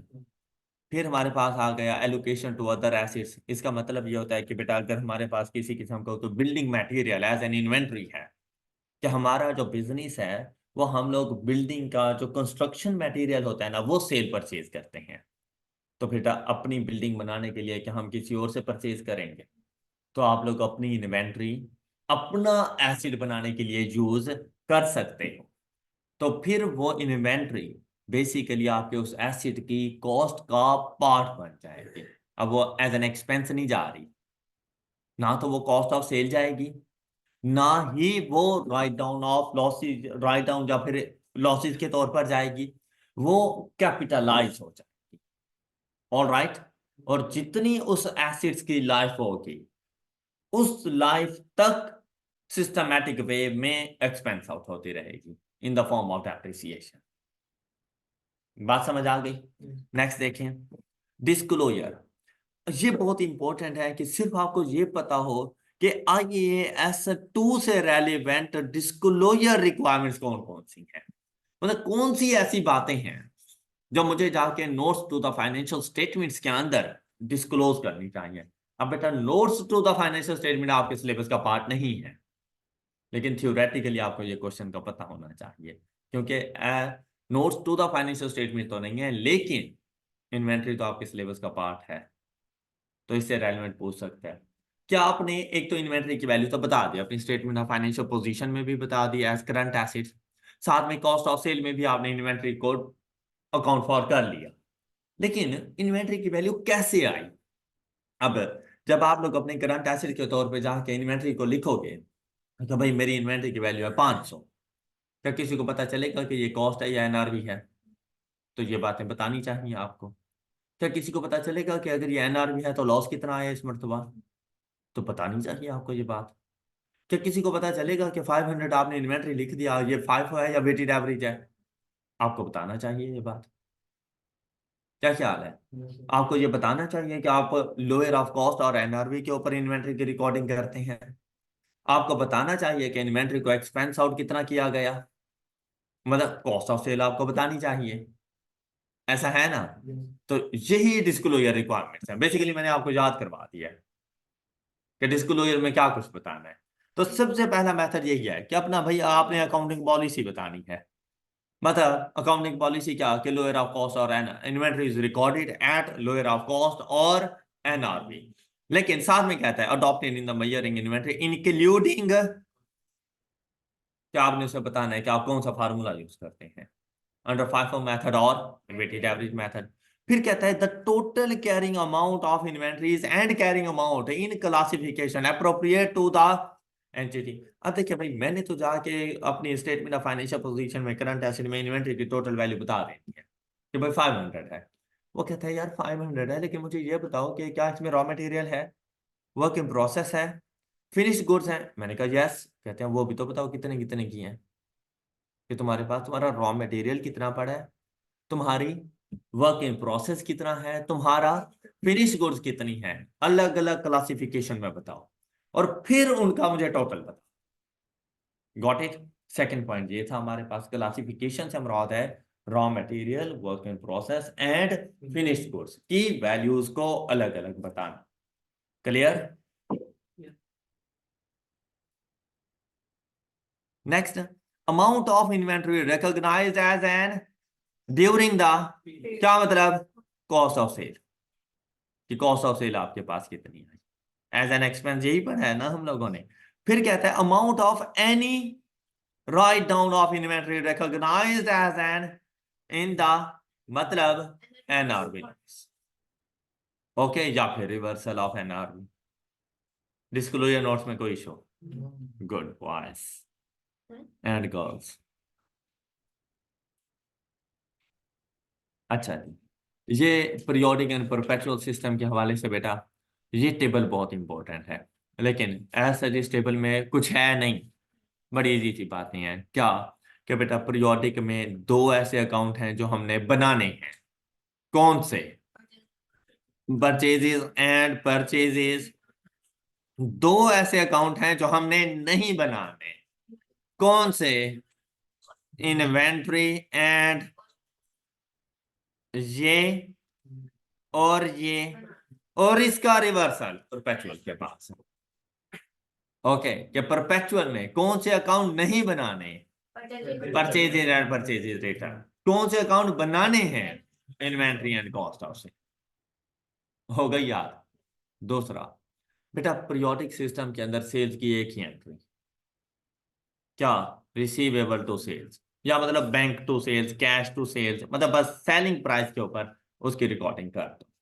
लेकिन अगर परपेचुअल सिस्टम है तो बेटा सेल्स की दो एंट्रीज है और सेल्स रिटर्न की भी दो एंट्रीज हैं, एक सेलिंग प्राइस के ऊपर, ओके, और दूसरा कॉस्ट के ऊपर। कॉस्ट के ऊपर और देखें, आप लोग जब परपेचुअल इन्वेंटरी सिस्टम में सेल्स को रिकॉर्ड करेंगे तो ये वाली एंट्री तो कंफर्म है ना कि आपने उसको लिखना है रिसीवेबल या बैंक टू, ये तो दोनों में आएगी, ओके, लेकिन पीरियोडिक में सिर्फ ये आएगी, जबकि परपेचुअल में इसके साथ साथ। अब मुझे एक बात बताएं, ये अगली एंट्री याद करना बहुत सिंपल सी बात है भाई, टेक्निक्स आनी चाहिए आप लोगों को, आपको एंट्री याद हो जानी है। अब मुझे एक बात बताएं कि जैसे ही आप अपनी इन्वेंट्री को सेल करोगे, इन्वेंट्री में इंक्रीज होगा या डिक्रीज होगा?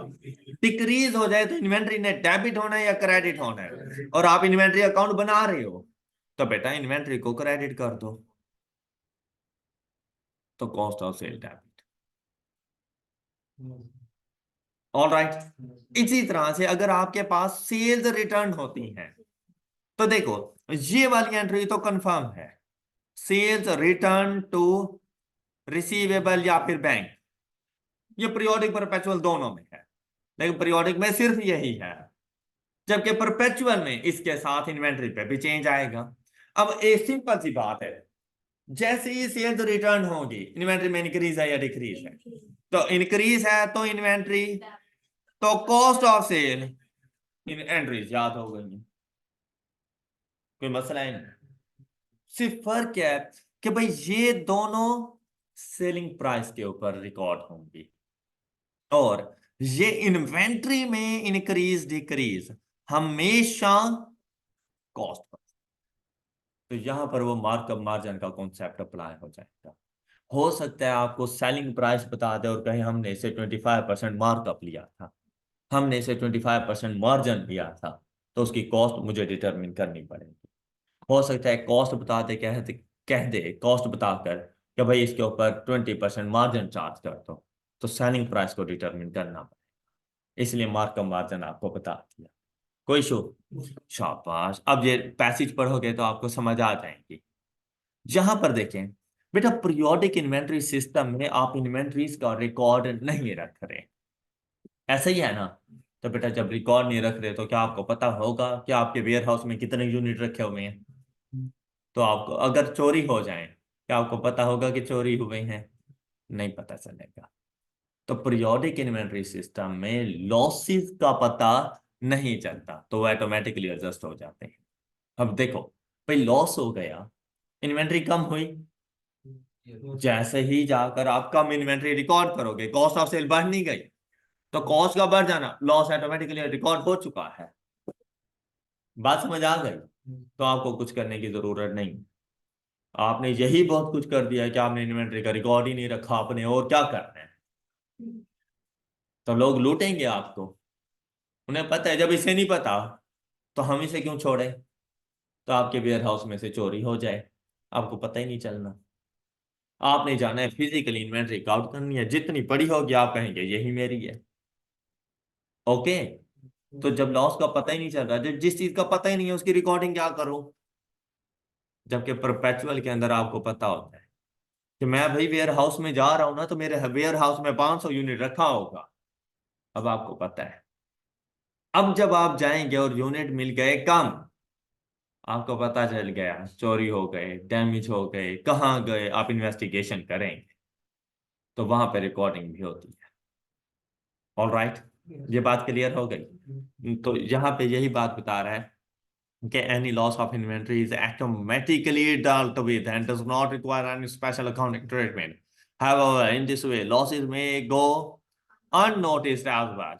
बात समझ आ गई होगी अब। कहता है any loss deducted by comparing physical inventory count and perpetual record is to be recorded in inventory count. More losses are identified in this way. हो गई बात क्लियर? ये बड़ी इंपॉर्टेंट लाइन लिखी हुई है जिसको आप लोगों ने हमेशा इग्नोर कर देना होता है, कि आपके एमसीक्यूज में पूछ लेता है कि कौन सी इन्वेंट्री के लिए कौन सा मेथड ज्यादा सूटेबल है। तो यहाँ पर वो आपसे कह रहा है कि ये वाला जो मेथड है ये ज्यादा सूटेबल है कौन सी इन्वेंट्री के लिए, या जबकि ये वाला मेथड कौन सी इन्वेंट्री के लिए। और ऑलराइट, तो ये चारों एमसीक्यूज बन जाएंगे और आपसे कह देगा कि कौन सा मेथड सूटेबल है। क्यों कह देगा periodic we are using periodic inventory system, this is suitable for the inventories, और नीचे ऑप्शन आ जाए। क्लियर जी? ये पॉसिबल कॉजेज ऑफ डिफरेंसेस से मुराद है कि बेटा जो हम लोग इन्वेंटरी का रिकॉर्ड लेकर गए थे और जो फिजिकली इन्वेंटरी रिकॉर्ड की है उसके दरमियान अब डिफरेंस आ गया, तो उस डिफरेंस की रीजंस क्या हो सकती हैं? तो देखो यार, कोई मुश्किल चीज नहीं है। क्या डिफरेंस की रीजन होगी? चोरी हो गए, ओके, ऑब्सोलीट हो गए, खराब हो गए, उन्होंने फेंक दिया, मैंने रिकॉर्ड ही नहीं किए। अच्छा, अब यहाँ पर जब डिफरेंसेस रिकॉर्ड करने हैं उसमें अपनी गलतियां भी लिखनी है, दूसरों की भी लिखनी है। दूसरों की क्या है कि भाई उन्होंने चोरी कर ली है, उन्होंने यूनिट खराब कर दी है, मैंने रिकॉर्ड ही नहीं किया। फिर क्या होगा कि मेरे पास सेल्स हुई, मैंने रिकॉर्ड नहीं की, मेरे पास परचेजेज हुई, मैंने रिकॉर्ड नहीं की, मेरे पास सेल्स हुई, मैंने परचेजेज रिकॉर्ड कर दी, मेरे पास परचेजेज हुई, मैंने सेल्स रिकॉर्ड कर दी, मेरे पास सेल्स हुई, मैंने अंडरस्टेट या ओवरस्टेट कर दी, मेरे पास परचेजेज हुई, मैंने अंडरस्टेट या ओवरस्टेट कर दी। ये सारी कॉजेज ऑफ डिफरेंसेस हैं। क्या ख्याल है? कि इन्वेंट्री लेजर कार्ड बनाते हुए मैंने गलती की, तो गलती क्या करूंगा, ओमिशन या एरर। ओमिशन क्या, कि मैंने रिकॉर्ड ही नहीं किया, या सेल्स हुई रिकॉर्ड नहीं की, परचेज हुई रिकॉर्ड नहीं की, क्लियर। फिर एरर क्या, कि सेल्स हुई परचेजेस कर दी, परचेजेस हुई सेल्स कर दी, सेल्स हुई अंडर या ओवरस्टेट कर दी, परचेजेस हुई अंडर या ओवरस्टेट कर दी। ओके, मेरी गलतियां खत्म, उनकी गलतियां चोरी हो गई, डैमेज हो गई उनकी से, और उन्होंने मुझे बताया ही नहीं, क्लियर। अब देखो, theft of inventory, inventory posting of inventory receipts or issue, two different item, incorrect posting of inventory receipts or issue, two different, मतलब पोस्टिंग की लेकिन डिफरेंट डिफरेंट अमाउंट्स के साथ, रिसीट्स और इशू को हम लोगों ने मिक्सअप, मतलब सेल्स को परचेज, परचेज को sales. Damage of inventory with failure to record that damage, अब जब मेरे किसी इंप्लॉय से कोई डैमेज हो जाएगा, वो आके मुझे बताएगा सर मुबारक हो, मुझसे ना 100 यूनिट्स टूट गई हैं, बताएगा मुझे, वो तो उठा के वहीं से गायब कर देगा कि किसी को पता ही ना चले मुझसे टूटे हैं। तो जब मुझे पता ही नहीं है, क्या मैंने रिकॉर्ड करना है, कॉजेज ऑफ डिफरेंस बन गए हैं, क्लियर। अब हालांकि उसने चोरी नहीं की, लेकिन उससे जो डैमेज हुआ उसने वो भी नहीं बताया। नेक्स्ट देखो, कहते हैं failure to record receipts, failure to record issue. बातें समझ आ गई सारी। बेटा इस पॉइंट में आपने रिकॉर्ड किया लेकिन गलत अमाउंट के साथ गलत साइट्स पर रिकॉर्डिंग कर दी, इधर आपने रिकॉर्डिंग ही नहीं। अब देखिए हमने कितने सारे इश्यूज डिस्कस कर लिए थे, बात क्लियर होगी सब बच्चों को। नेक्स्ट बेटा, ये जर्नल एंट्रीज आपके पास आ जाती है, बहुत सिंपल सी बातें, इसमें कोई ऐसा कोई मुश्किल चीज नहीं है। पीरियोडिक में आपने परचेजेज और परचेज रिटर्न को डेबिट क्रेडिट करते रहना है, जबकि परपेचुअल में हर जगह पर इन्वेंट्री में डेबिट क्रेडिट होता है। पीरियोडिक में जहां जहां परचेजेज आ रही हैं, परपेचुअल में वहां वहां इन्वेंट्रीज आ, उसके अलावा और कोई चेंज नहीं है। तो ये जरा आपने अच्छे तरीके से इन एंट्रीज को देख लेना है, और आपका ये जो चैप्टर है कंप्लीट हो। हाँ जी। अब आपकी तरफ से अगर किसी का कोई इशू, कोई बात आपने पूछनी हो, ये बेटा ये जरूर सॉल्व कर लीजिएगा इन क्वेश्चंस को, इनसे आपको काफी ज्यादा हेल्प मिल जानी है। और अगर आपको मतलब इनके सॉल्यूशंस वगैरह चाहिए हो, तो मेरे यूट्यूब चैनल के ऊपर PRC4 introduction to accounting revision, इसके साथ तो मैंने मार्च 24 लिखा हुआ है ना, इससे प्रीवियस एक रिवीजन मौजूद है, वो ओपन करेंगे ना तो लास्ट के लेक्चर में इन सब के सॉल्यूशंस मौजूद हैं, ये सारे क्वेश्चन उसमें सॉल्व किए हुए हैं। वहां पर डिस्कशन नहीं है, वहां पे क्वेश्चंस के सॉल्यूशंस है, और इधर डिस्कशंस है। बात क्लियर, और आपको अच्छा खासा बेनिफिट हो जाना। तो ये क्वेश्चंस आप लोगों की बेसिकली होम असाइनमेंट है, या आपके अपने करने के, और इनको ऐसे करें जैसे एग्जाम के क्वेश्चंस को सॉल्व करें, ताकि आपको इस अपने लेवल का पता चल सके कि आप किस लेवल पे बैठे हो। ऑल राइट, फिर पहले खुद सॉल्व करें, फिर कोई इश्यू आता है तो आप मुझसे भी पूछ सकते हैं, और अगर आपको ज्यादा जल्दी सोल्यूशन चाहिए तो आप वीडियो खोल के देखें कि मैंने कैसे सॉल्व किया हुआ है। All right. सर अगर जी बेटा। अगर ये एनआरबी लॉस हुआ तो एक्सपेंस में ऐड होगा हम्म, क्योंकि एक्सपेंस है, और अगर रिवर्सल हुआ तो लेस होगा। नहीं हम लोगों ने ना सिंपली जाकर इन्वेंट्री को इंक्रीज कर देना होता है, तो ऑटोमेटिकली एडजस्ट हो जाती हैं। अगर हमारे पास पीरियोडिक सिस्टम है तो ऑटोमेटिकली एडजस्ट हो जाएगा। परपेचुअल सिस्टम है तो इन्वेंट्री को जाके, इन्वेंट्री लेजर कार्ड जो हम लोग बना रहे होते हैं, इन्वेंट्री को जाके अपडेट किया जाता है, तो इन्वेंट्री के ही इंक्रीज डिक्रीज ने कॉस्ट ऑफ सेल्स वगैरह को करते हैं। अब आपके पास जो लॉसेस होते हैं ना, लॉसेस दो तरह के हैं, एक है आपके पास एबनॉर्मल लॉसेस, दूसरे हैं आपके पास नॉर्मल लॉसेस। नॉर्मल लॉसेस ऐसे लॉसेस होते हैं कि मतलब, एक तो ये है ना कि भाई फ्लड आया, कोई अर्थक्वेक आया, कोई आग लग गई, फायर, आग लग गई वेयर हाउस के अंदर और सारी इन्वेंट्री डैमेज हो गई, आपका लॉस हो गया। ये लॉस कॉस्ट ऑफ सेल को नहीं चार्ज कर, या आपने इन्वेंट्री कम करनी है लेकिन आपके एक्सपेंस का पार्ट बन जाएगा। लेकिन कुछ लॉसेस ऐसे होते रहते हैं जो कि नॉर्मल कंडीशन के लॉसेस होते हैं, नॉर्मल रूटीन में चलते रहते हैं, ठीक है। तो वो लॉसेस कॉस्ट ऑफ सेल का पार्ट बनते हैं। और कॉस्ट ऑफ सेल में इन्वेंट्री को जैसे ही कम करोगे बेटा वो ऑटोमेटिकली कॉस्ट ऑफ सेल का पार्ट बन जाते हैं। अलग से रिकॉर्ड नहीं करना कि वहां से इन्वेंट्री को कम कर दिया 100 रुपए से एनर्जी लॉस था और वहां से कॉस्ट ऑफ सेल में ऐड कर दिया, तो वो तो इम्पैक्ट ही आपने खत्म कर दिया उसका। तो इन्वेंट्री के ही कम करने से तो लॉस रिकॉर्ड हो जाता है। ओके। अच्छा बेटा नेक्स्ट अगर आप लोग देखें आपके पास बिल्कुल इस चैप्टर के लास्ट पर जाना है आपने, और कॉस्ट ऑफ गुड्स मैन्युफैक्चर से रेलिवेंट ना सिर्फ आपने इसको याद कर लेना है। Cost of goods manufacture state, ये अब इसके लिए ना आपको बेटा रहना पड़ता है जरा एक सीक्वेंस के साथ। Cost of goods sold, cost of goods manufactured, आपसे एक दो एमसीक्यूज पूछे जा सकते हैं। एक तो आपने इस चैप्टर की रिवीजन जरूर करनी है कि आपको direct cost, indirect cost, direct material, direct labour, indirect material, indirect labour, कौन कौन सी चीजें एफओएच का पार्ट बनती हैं, कौन सी नहीं बनती, आपको इसका पता हो। तो वो जैसे ही आप रीडिंग करेंगे सारी बातें क्लियर हो जाएंगी। लेकिन उसके साथ साथ आपने यहाँ पर आना है और आपने इस स्टेटमेंट को देख लेना है, इसको अच्छे से देखना है। अच्छा इसको ना बड़ा सिंपल से वे में लेके चल सकते हैं कि भाई आपने गुड्स मैन्युफैक्चर करनी है, तो गुड्स मैन्युफैक्चर करने के लिए आपको सबसे पहले क्या चीज जरूरत होगी, तो रॉ मटेरियल। तो आपके पास ओपनिंग भी कुछ पड़ा होगा, तो अपना ओपनिंग रॉ मटेरियल उठाओ, ठीक है। कम पड़ रहा है, क्या करूं, परचेज कर लो। क्या परचेज करूं, रॉ मटेरियल। अच्छा अब देखो इन दोनों को ऐड करके लिखने की ऐसा जरूरत नहीं है, वो है वेस्टेज ऑफ टाइम। हाँ वैसे आपको पता हो कि अगर इन दोनों को ऐड करूं तो मेरे पास आएगा कॉस्ट ऑफ मटेरियल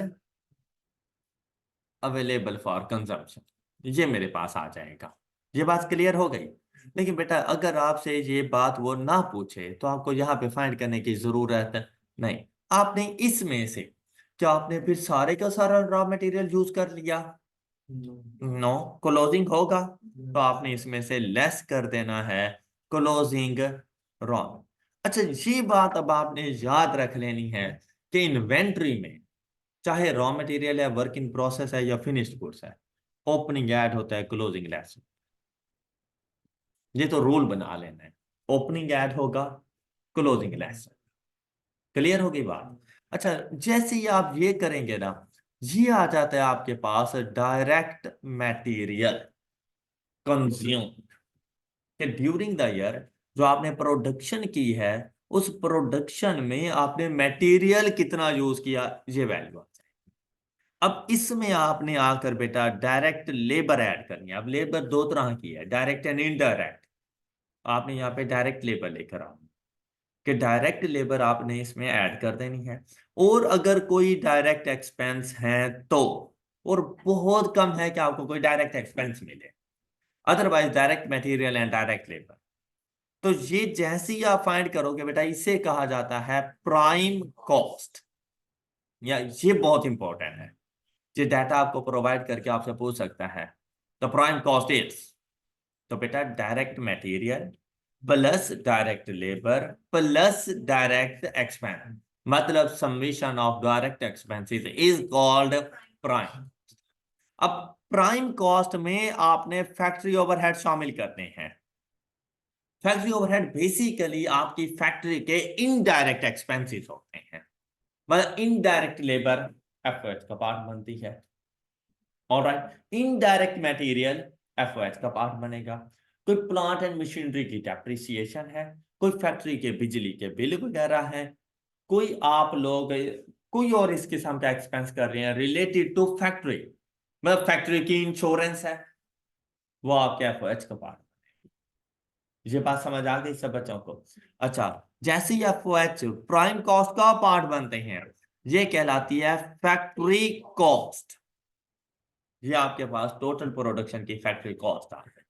इस फैक्ट्री कॉस्ट के अंदर work in process opening add करना है और लेस करना है क्लोजिंग। ये आपके पास आ गई cost of goods manufacture. Okay ये कॉस्ट ऑफ गुड्स मैन्युफैक्चर्ड आपकी कॉस्ट ऑफ सेल का पार्ट बने। मतलब अगर आपने कॉस्ट ऑफ सेल फाइंड करनी हो तो कॉस्ट ऑफ गुड्स मैन्युफैक्चर्ड में ओपनिंग फिनिश्ड गुड्स ऐड करें और लेस करें क्लोजिंग फिनिश्ड गुड्स। तो जो वैल्यू आपके पास आएगी वो कहलाएगी कॉस्ट ऑफ गुड्स सोल्ड। ये रेवेन्यू में से लेस करें तो आपके पास ग्रॉस प्रॉफिट आ जाएगा। Any issue? ये बात क्लियर हो गई सब बच्चों को? बेटा इसमें एक और बात है जो यहाँ पर मेंशन नहीं है लेकिन पूछी जा सकती है, और वो है आपकी कन्वर्जन। कन्वर्जन कॉस्ट देखिए नाम से जाहिर है, कन्वर्ट करने की कॉस्ट। किसको? रॉ मटेरियल को। किस में? फिनिश्ड गुड्स में। तो बेटा रॉ मटेरियल की कॉस्ट कन्वर्जन कॉस्ट का पार्ट नहीं होती। सिर्फ उस रॉ मटेरियल के ऊपर क्या एक्सपेंस पड़ेगा, तो वो जो एक्सपेंस होता है बेसिकली वो आपके पास ये वाला एक्सपेंस होता है। ऑल राइट, मतलब मैं आपसे ये कह रहा हूं कि भाई direct labour plus FOH is equal to conversion cost. All right, अच्छा इसको ना यूं भी लिखा जा सकता है, conversion cost is equal to factory cost less direct material. कि टोटल फैक्ट्री कॉस्ट के अंदर तो ये सारे शामिल है ना, तो आपने क्या करना है इसमें से डायरेक्ट मटेरियल लेस कर दो, तो बाकी जितनी कॉस्ट है वो कन्वर्जन कॉस्ट कहलाती है। बात समझ आ गई होगी आप लोगों को? क्लियर जी? अब बेटा इस चैप्टर से रहे, मतलब इस चैप्टर के एज सच कोई खास इंपॉर्टेंस इतनी ज्यादा नहीं है, मैक्सिमम कोई एक आध क्वेश्चन आपसे पूछा जा सकता है, तो उससे रेलिवेंट आप लोगों ने पढ़ लिया है। चैप्टर नंबर 9 हम लोग पहले ही कंप्लीट कर चुके हैं और अल्हम्दुलिल्लाह बहुत अच्छे तरीके से किया है। अब बीआरएस में से भी बेटा 2 से 3 क्वेश्चन मतलब पूछे जा सकते हैं बीआरएस, मतलब 6 to 8 मार्क्स आप लोगों के ये हो सकते हैं, तो इस वजह से थोड़ी सी इंपॉर्टेंस रखता है। बैंक रिकॉन्सिलिएशन स्टेटमेंट बेसिकली जब बैंक स्टेटमेंट के बैलेंस और हमारी अपनी कैश बुक के बैलेंस में डिफरेंस आ जाता है ना, तब बैंक रिकॉन्सिलिएशन स्टेटमेंट बनाने की जरूरत है। मतलब कि बेटा अगर मैं ये कह रहा हूं कि मेरे बैंक अकाउंट में 50,000 रुपये और बैंक स्टेटमेंट आई और उसने भी कहा कि आपके अकाउंट में 50,000 रुपये हैं, कोई इशू नहीं, फिर बीआरएस बनाने की भी जरूरत नहीं। लेकिन अगर वैल्यूज में चेंज आ जाए, मैंने कहा 50,000 है, बैंक स्टेटमेंट कहती है नहीं 35,000 है, मैंने कहा 50,000 है, बैंक स्टेटमेंट ने कहा नहीं 60,000 है, तो ये नहीं कि कम हो तो बीआरएस बनाओ, ज्यादा हो तो ना बनाओ, नहीं, दोनों जैसे ही डिफरेंस आया बीआरएस बनेगी।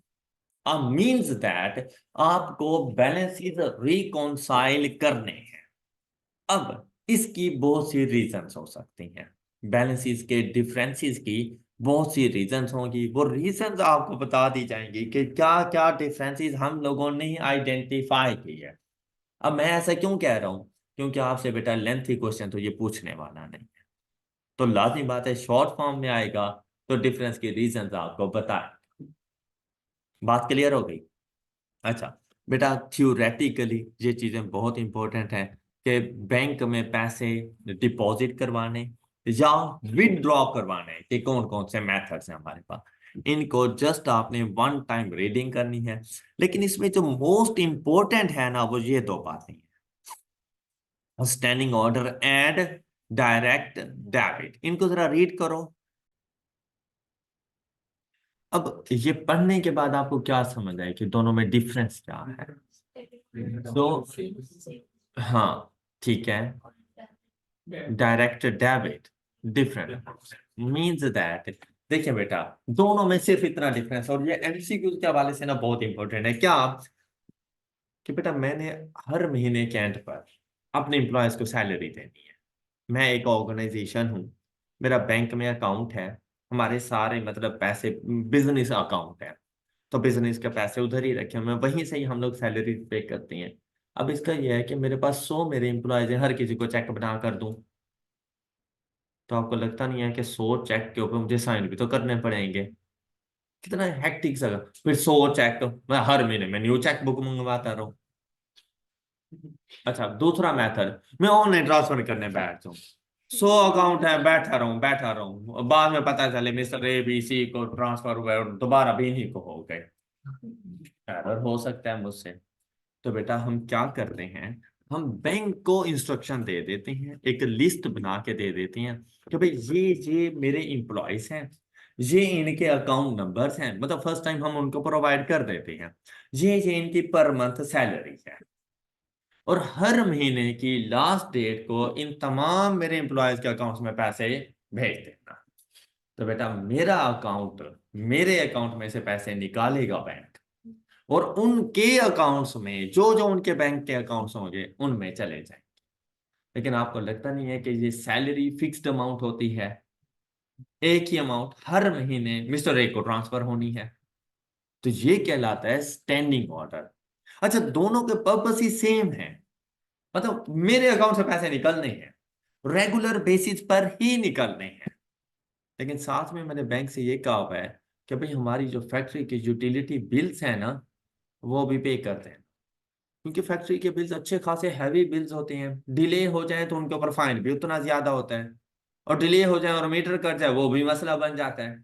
तो बैंक की रिस्पॉन्सिबिलिटी कि भाई हम लोग पता नहीं पे कर पाए ना कर पाए, बैंक से कह दिया गया कि आपने हर महीने हमारे यूटिलिटी के बिल्स पे करने हैं। अब ये देखो, ये भी रेगुलर इंटरवल पर है, लेकिन क्या आपको लगता है यूटिलिटी बिल सेम अमाउंट के होते हैं? आपके घर का बिजली का बिल क्या हर महीने एक ही अमाउंट आती है? नहीं, डिफरेंट, ये डायरेक्ट डेबिट है। ये बात क्लियर हो गई?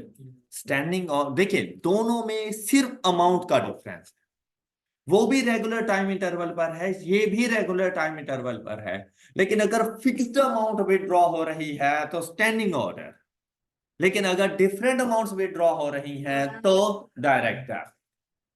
ऑलराइट, ये सबसे ज्यादा इंपॉर्टेंट था, और ये हमारे डिफरेंसेस की कॉजेज का पार्ट भी है।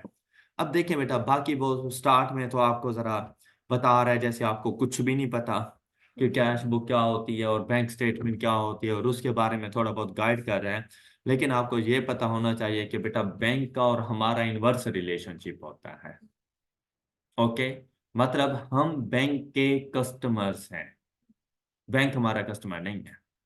क्या मतलब कि बेटा मैं जिस अमाउंट को अपनी कैश बुक में डेबिट करूंगा, बैंक वाले उसी अमाउंट को अपनी बैंक स्टेटमेंट में क्रेडिट कर, मैं जहां पर क्रेडिट करूंगा वो डेबिट करेंगे। अच्छा, मेरा डेबिट करना मतलब मैं अपने बैंक अकाउंट में पैसे डिपॉजिट करवा रहा हूँ, जैसे ही आप पैसे डिपॉजिट करवाएंगे ना बैंक में, तो आपको एक मैसेज आ जाता है, your account has been credited by ₹10,000। बंदा एक मरतबा जो स्टार्ट में होता है ना, दिल पे हाथ रखने, 10,000 कहाँ गया मेरे अकाउंट से, क्योंकि क्रेडिटेड लिखा हुआ था, लेकिन साथ में लिखा आता है your new balance is ₹this। ये तसल्ली होती है, यार ये शायद उनसे गलती हुई है। नहीं, उनसे गलती नहीं हुई, आपका एसेट बैंक की तो लायबिलिटी है ना, तो बैंक ने अपनी तरफ से बताया है कि भाई मैंने आपके अकाउंट को क्रेडिट किया, आप अपने अकाउंट को इस अमाउंट के अगेंस्ट डेबिट कर लो।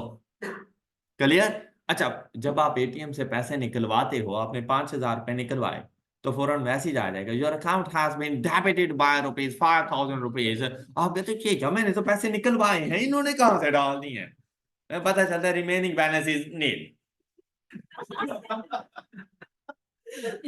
तो पता चला और यार इन्होंने भी काटे ही हैं। तो आप देखें, वो कहता है यार मैंने आपको अपने अकाउंट में डेबिट किया, आप खुद को भाई उसने अपनी लायबिलिटी पे ऑफ कर दी।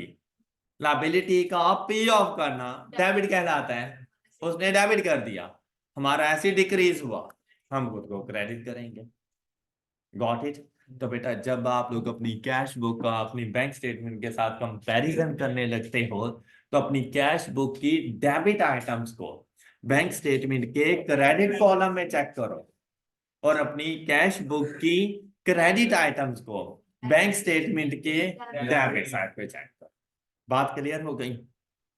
बेटा कॉजेज ऑफ डिफरेंसेस हमारे पास बेसिकली तीन हैं, इन्होंने चार लिखी हुई हैं, वो बेसिक हैं तीन ही। क्या? मुझसे गलती हुई, मतलब कैश बुक बनाते हुए, मैं सम्राट मेरी बिजनेस ऑर्गेनाइजेशन, मैं सम्राट बैंक नहीं है, बिजनेस ऑर्गेनाइजेशन बिजनेस एंटिटी में कैश बुक बनाते हुए उनसे एरर्स हुए। क्या ओमिशंस भी हो सकती हैं और वैसे एरर्स भी हो सकती हैं।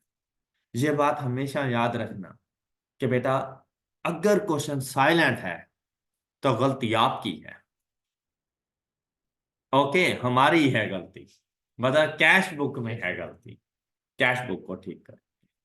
क्या क्या बेटा बैंक चार्जेस हुए, बैंक आपसे नहीं कहेगा यार खुदा के लिए इस महीने के चार्जेस पे कर दो, निकालो 2,000 रुपए का चेक में ताकि मैं विड्रॉ करूं, कभी भी नहीं। वो खुद ही विड्रॉ कर लेंगे। अब जैसे ही उन्होंने आपके अकाउंट में से पैसे विड्रॉ कर लिए, अब आपने अज्यूम करना है ऑनलाइन सिस्टम नहीं है और आपको मैसेज नहीं आ रहा, क्योंकि अगर आपके पास मैसेज आ जाए कि your account has been debited और क्रेडिटेड, फिर तो आप फौरन रिकॉर्ड करते जाओ, फिर तो इश्यू ही नहीं बनना। तो आपने यहाँ पे इश्यू क्रिएट करना है ताकि बीआरएस बना सको। ओके, अच्छा अब देखो, बैंक ने मेरे अकाउंट में से बैंक चार्जेस डिडक्ट कर लिए तो वो मेरे अकाउंट को डेबिट कर देगा, बैंक स्टेटमेंट की डेबिट साइड पर मुझे नजर आ जाएगा, जबकि मैंने अपने पास नहीं रिकॉर्ड किया होगा। तो मैं जाकर अपनी कैश बुक की क्रेडिट साइड पे रिकॉर्ड कर दूं। अब बेसिकली ये गलती नहीं थी, ये ओमिशंस थी जिसका मुझे पता नहीं था, इसीलिए मैंने नहीं रिकॉर्ड की, और जैसे ही पता चला मैंने रिकॉर्ड कर दिया। इसी तरह से बेटा स्टैंडिंग ऑर्डर है, डायरेक्ट डेबिट है, अब बैंक आपको डेबिट कर चुका है, आपने खुद को उनके अगेंस्ट क्रेडिट करने। ये बात समझ आ गई सब बच्चों को।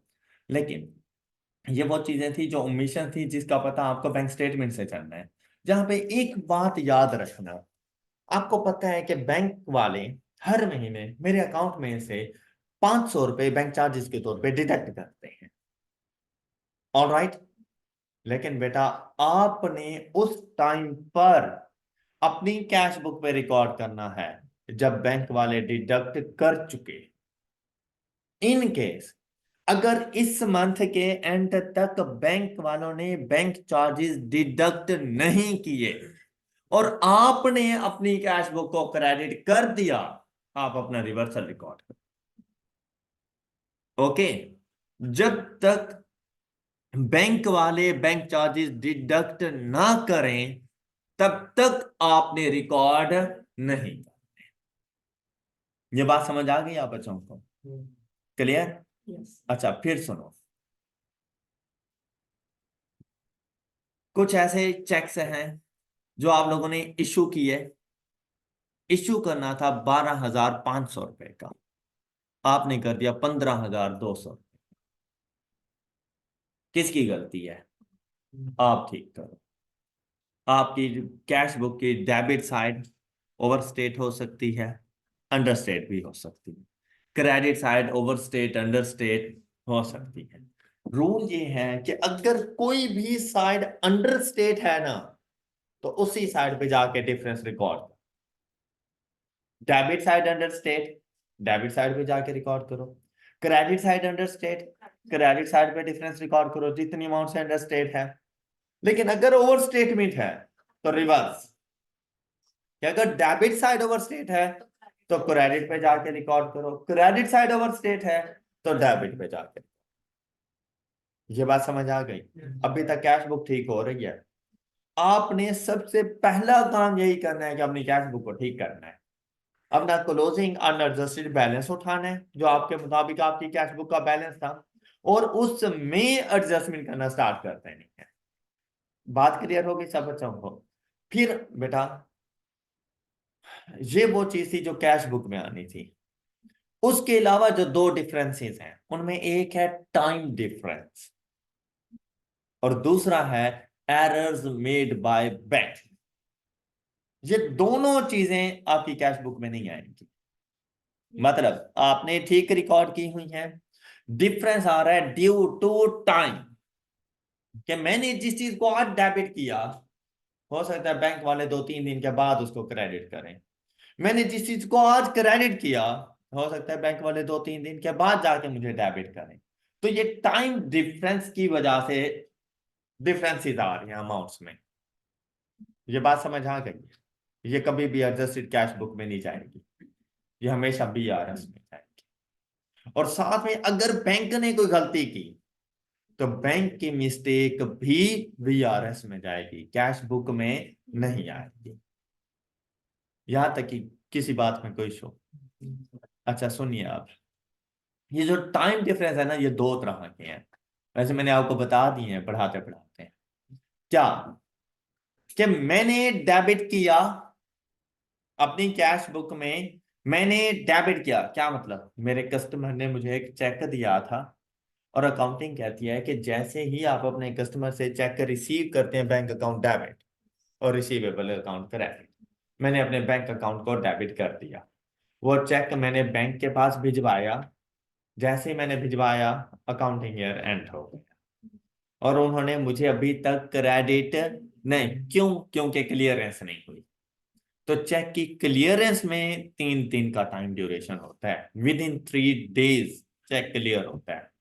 मतलब वो चेक किसी और बैंक का था तो वो मेरे बैंक वाले उस बैंक को चेक भेजेंगे, वहां से वो अपने कस्टमर को देखेंगे, वहां से अमाउंट देखेंगे, फिर वो अमाउंट ट्रांसफर करेंगे मेरे बैंक वालों के पास, वो क्लियर करके देंगे, फिर जाके इन्होंने मेरे अकाउंट में जाके पैसे डाल दिए। बात समझ आई है? तो ये प्रोसेस है, सिस्टम है, 2 से 3 दिन लग जाते हैं इसके ऊपर। तो मैंने तो अपने आप को डेबिट करके अपना बैंक बैलेंस इंक्रीज कर दिया था, लेकिन बैंक ने अभी तक मुझे उस चेक के अगेंस्ट क्रेडिट नहीं किया। तो ये कहलाते हैं अनक्रेडिटेड चेक्स। ओके, यानी कहा जाता है आउटस्टैंडिंग लॉजमेंट्स, अनक्रेडिटेड चेक्स या आउटस्टैंडिंग लॉजमेंट्स। ऑलराइट, बीआरएस का पार्ट बनेगी। दूसरा, मैंने अपने एक सप्लायर को चेक इशू किया तो मैंने खुद को क्रेडिट कर दिया, लेकिन मेरे सप्लायर ने अभी तक चेक प्रेजेंट नहीं किया फॉर पेमेंट। बेटा जब तक उसने प्रेजेंट नहीं किया फॉर पेमेंट, क्या बैंक वाले मेरे अकाउंट से पैसा निकालेंगे कि भाई आप चेक इशू करके दे चुके हैं इसलिए हमने पैसे निकाल दिए? क्या बैंक वालों को पता चलेगा कि मैंने किसको कितने का चेक इशू किया है जब तक उन तक चेक ना पहुंचे? ऑलराइट, तो क्या वो मेरे अकाउंट से पैसे निकालेंगे? जबकि मैं तो निकाल चुका हूं, मैं तो अपने बैंक अकाउंट को क्रेडिट कर चुका हूं। तो ये कहलाते हैं अनप्रेजेंटेड चेक्स, कि ये चेक्स प्रेजेंट ही नहीं हुए फॉर पेमेंट। अगर प्रेजेंट हो जाते तो पेमेंट भी हो जाती। क्लियर? ये भी ड्यू टू टाइम डिफरेंस है। अब ना एरर बैंक का है ना एरर मेरा है, ये एरर्स नहीं है, ये टाइम डिफरेंसेस कहलाते हैं। ये बात क्लियर हो गई सब? ये भी बीआरएस का पार्ट बनेंगे। क्लियर है ये बात? ओके। फिर बैंक की अगर कोई मिस्टेक होगी तो आपको वाज़ेह अल्फाज में क्वेश्चन में बताया जाएगा कि ये मिस्टेक बैंक की है, वो फिर आपकी कैश बुक में नहीं जाएगी, वो बीआरएस का पार्ट बन जाएगी। ऑलराइट, ये सारा कुछ यहाँ पे लिखा हुआ है। फिर ये बेटा रिकॉन्साइलिंग द बैलेंसेस, तो कि आप लोगों ने एडजस्टेड कैश बुक के अंदर कौन कौन सी चीजें लेकर जानी है। इनमें काफी सारी चीजें मैंने आपके साथ डिस्कस कर ली हैं।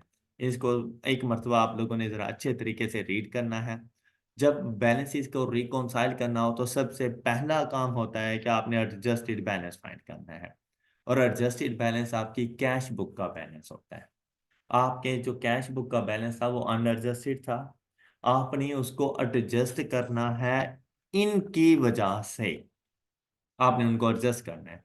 और हमेशा याद रखना कि आपकी जो बैलेंस शीट के अंदर बैलेंस जाया करता है वो हमेशा एडजस्टेड कैश बुक का क्लोजिंग बैलेंस करंट एसेट्स के तौर पर रिकॉर्ड होता है, ना बैंक स्टेटमेंट का बैलेंस नहीं जाता। ये याद रखिएगा, आपकी बैलेंस शीट के अंदर करंट एसेट्स के तौर पर बैंक स्टेटमेंट का बैलेंस नहीं जाता, आपकी कैश बुक का बैलेंस आएगा, वो भी अनएडजस्टेड नहीं, आफ्टर एडजस्टमेंट्स एडजस्टेड बैलेंस हमेशा है। बात क्लियर? अच्छा, आपने ये एडजस्टेड बैलेंस फाइंड कर लिया, इस एडजस्टेड बैलेंस की बदौलत आपने बीआरएस बनानी है। और बीआरएस में अब 3 चीजें आपने लिखनी है, कौन कौन सी? Unpresented cheques, uncredited items and error और ओमिशंस बाय बैंक। तो बेटा अनप्रेजेंटेड चेक्स को आउटस्टैंडिंग चेक्स, अनक्रेडिटेड चेक्स को आउटस्टैंडिंग डिपॉजिट्स और लॉजमेंट्स कहा जाता है। अब आपने इससे बीआरएस बनानी कैसी है, तो बेटा आपको यहाँ पे दो फॉर्मेट्स में बता, दोनों में से ना आपने किसी एक को याद रखना है ताकि आप लोग कंफ्यूज ना हो। अदरवाइज आपने एग्जाम में कंफ्यूज हो जाना है, जहां प्लस होना होगा आपने माइनस कर देना है, जहां माइनस होना होगा वहां पे प्लस कर दोगे। तो इस वजह से आपने इन दोनों में से किसी एक को याद रखना है। तो दूसरा उसका रिवर्सल है, मतलब बेटा बीआरएस का स्टार्ट आप अपने एडजस्टेड कैश बुक के बैलेंस से भी कर सकते हो और आप लोग बैंक स्टेटमेंट के बैलेंस से भी कर सकते हो। एडजस्टेड कैश बुक का बैलेंस या बैंक स्टेटमेंट का बैलेंस, ये याद रखना कि बेटा एडजस्ट कैश बुक के अंदर आपका डेबिट बैलेंस आपका पॉजिटिव बैलेंस होता है, आपका एसेट होता है, लेकिन बैंक स्टेटमेंट का क्रेडिट बैलेंस आपका पॉजिटिव बैलेंस होता है, आपका एसेट होता है। अगर बैंक स्टेटमेंट में डेबिट बैलेंस है तो बेसिकली आप लोगों की लायबिलिटी है, वो बैंक ओवरड्राफ्ट है। ऑलराइट, तो इस बात का जरूर ख्याल रखना कि अगर कोई नेगेटिव बैलेंस है तो ब्रैकेट्स में लिखा जाता है, नेगेटिव साइन के साथ। तो हम लोग अकाउंटिंग में नेगेटिव का साइन नहीं यूज करते, हम लोग ब्रैकेट्स यूज करते हैं। तो वो भी लिखते हुए आपने ब्रैकेट्स का इस्तेमाल जरूर करना है। अच्छा, अब देखें कौन से मेथड से स्टार्ट करोगे बीआरएस का, कैश बुक। तो लेकिन कैश बुक को फिर पहले एडजस्ट करना पड़ेगा, एडजस्टेड कैश बुक का बैलेंस लेकर आओगे। अब अगर आपके पास कैश बुक का बैलेंस एडजस्टेड है, हम लोग सेकंड फॉर्मेट के ऊपर हैं, फर्स्ट पे नहीं है, हम लोग सेकंड फॉर्मेट के ऊपर हैं कि आप लोगों ने एडजस्टेड बैलेंस एज पर ये लेना है। अच्छा बेटा, इस समय अनप्रेजेंटेड चेक्स ऐड करने हैं और अनक्रेडिटेड चेक्स लेस करने हैं, बस ये बात याद रखना। अनप्रेजेंटेड चेक्स ऐड करने हैं और अनक्रेडिटेड चेक्स लेस करने हैं। और जो बात आएगी बैंक की मिस्टेक की, तो ये याद रखना कि जो गलती बैंक ने की वो आप करोगे। मीन्स दैट बैंक क्या कर लेगा, या तो गलती से आपके अकाउंट से पैसे निकाल लेगा तो आपका बैलेंस कम कर देगा, आपने कम कर देना है, या बाय मिस्टेक आपके अकाउंट को क्रेडिट कर देगा, रॉन्गली क्रेडिटेड, मतलब आपके अकाउंट का बैलेंस इंक्रीज कर दिया, आप भी इंक्रीज कर। अगर रॉन्गली डेबिटेड है तो आपने लेस करना है, और अगर रॉन्गली क्रेडिटेड है तो आपने ऐड करना। ये बात समझ आई? ये देखो, अमाउंट्स इनकरेक्टली क्रेडिटेड ऐड कर दिया, डेबिटेड लेस। ओके, क्रेडिट करके उसने आपके अकाउंट के बैलेंस को इंक्रीज किया, आपने भी इंक्रीज कर दिया। उसने डेबिट करके बैलेंस को डिक्रीज कर दिया, आपने भी डिक्रीज कर दिया। और जैसे ही आप इसको देखेंगे आपका बैलेंस आपकी बैंक स्टेटमेंट के बैलेंस के साथ मैच कर सकता। ये बात क्लियर हो गई? अच्छा, बीआरएस बनाते हुए आप लोगों के पास इनमें से कोई भी वैल्यू मिसिंग भी हो सकती है। ऐसा हो सकता है बैंक स्टेटमेंट का बैलेंस दे दे और आपसे कहे कि बताओ एडजस्टेड कैश बुक का बैलेंस क्या होगा। अब बेटा अगर यही मेथड है आप इसको एक्सपोज कर लेना, बस बैंक स्टेटमेंट का बैलेंस यहाँ पे लिख देना, बाकी ये सारी वैल्यूज, तो x plus this minus this is equal to bank statement का बैलेंस। तो आपके पास एडजस्टेड कैश बुक का बैलेंस आ जाएगा, यही आपके करंट एसेट का पार्ट बनेगा। फिर आपको एडजस्टेड कैश बुक बनाने की जरूरत नहीं, अगर बीआरएस की सारी आइटम्स मौजूद हैं तो। ऑलराइट, मतलब एडजस्टेड कैश बुक का बैलेंस या तो कैश बुक से आएगा या बीआरएस के रिवर्सल से आ जाएगा, डाटा के मुताबिक डिपेंड करता है। बात क्लियर हो गई? तो बेटा बीआरएस में सिर्फ इतने से पॉइंट थे जो कि आप लोगों के सीखने के लिए थे। उसके बाद आप लोगों ने ये कुछ क्वेश्चंस हैं, ये जरूर ट्राई करने हैं आप लोगों ने, और इनको ऐसे ट्राई करना जैसे आप लोगों का अपना टेस्ट हो रहा है। तो बिलीव मी कि आप लोगों को अच्छा खासा कुछ सीखने को मिल जाएगा। ऑलराइट, और इसी के साथ ही हमारा ये रिवीजन सेशन अपने इख्तिताम को पहुंचा। हमारी दुआएं आप लोगों के साथ हैं, ये बस एक छोटी सी एफर्ट थी जो कि हम लोगों ने सोचा कि आप लोगों के लिए की जाए। एंड आई होप कि आप लोगों को काफ़ी सारे बेनिफिट्स हुए होंगे। अगर अब आप लोगों ने बेटा अपनी तरफ से रिवीजन करनी है, टाइम वेस्ट बिल्कुल नहीं करना, मॉक एग्जाम ज़रूर अटैम्प्ट करनी है आप लोगों ने, ताकि आप लोगों को आइडिया हो सके। अच्छा, मॉक एग्जाम्स में इन केस किसी किस्म की कोई बैड लक होती है, क्या फेल हो जाते हैं कोई इसके नाम, तो उससे डीमोटिवेट नहीं होना। वो आप लोगों को कुछ एक्स्ट्रा सिखाने के लिए है। तो वैसे तो आपने ऐसे ही करना है उसको, जैसे आपके आई कैप का एग्जाम है, अपनी तरफ से आपने 100% देना है, सीरियस होके मॉक एग्जाम्स को करना है। लेकिन इन केस अगर आप लोगों के कोई 2-4 नंबर कम भी आ जाएं तो अपने आप को डीमोटिवेट ना होने देना, क्योंकि अब आपके ऊपर एक अच्छी खासी मेहनत हो चुकी है। तो इस मेहनत को खामखा में ज़ाया नहीं कर देना। अगर ऐसा कोई एग्जाम आ भी जाता है कि आप लोगों से नहीं हो पा रहा, आपने उसकी रिवीजन, ये जो मॉक एग्जाम्स की जो डिस्कशन के लेक्चर्स मौजूद है ना, वो आपने ज़रूर सुनने हैं, ताकि उससे आपको पता चल सके कि आपने कौन कौन सी एरर की है, कौन कौन सी मिस्टेक्स की। लेकिन मॉक एग्जाम से पहले आपने एक मरतबा खुद से चीज़ों को रिवाइज करके मॉक एग्जाम देना है। ऐसा ना हो कि बिल्कुल ब्लैंक होकर दे दें, तो फिर कोई फ़ायदा नहीं होने वाला। फाइनल अकाउंट को बहुत अच्छे तरीके से सॉल्व करना है।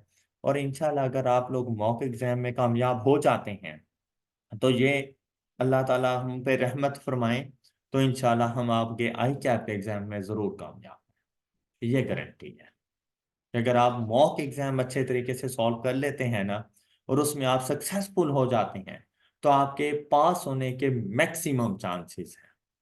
ऑल राइट, फिर हम यही समझेंगे कि आपकी प्रेपरेशन बहुत अच्छी है।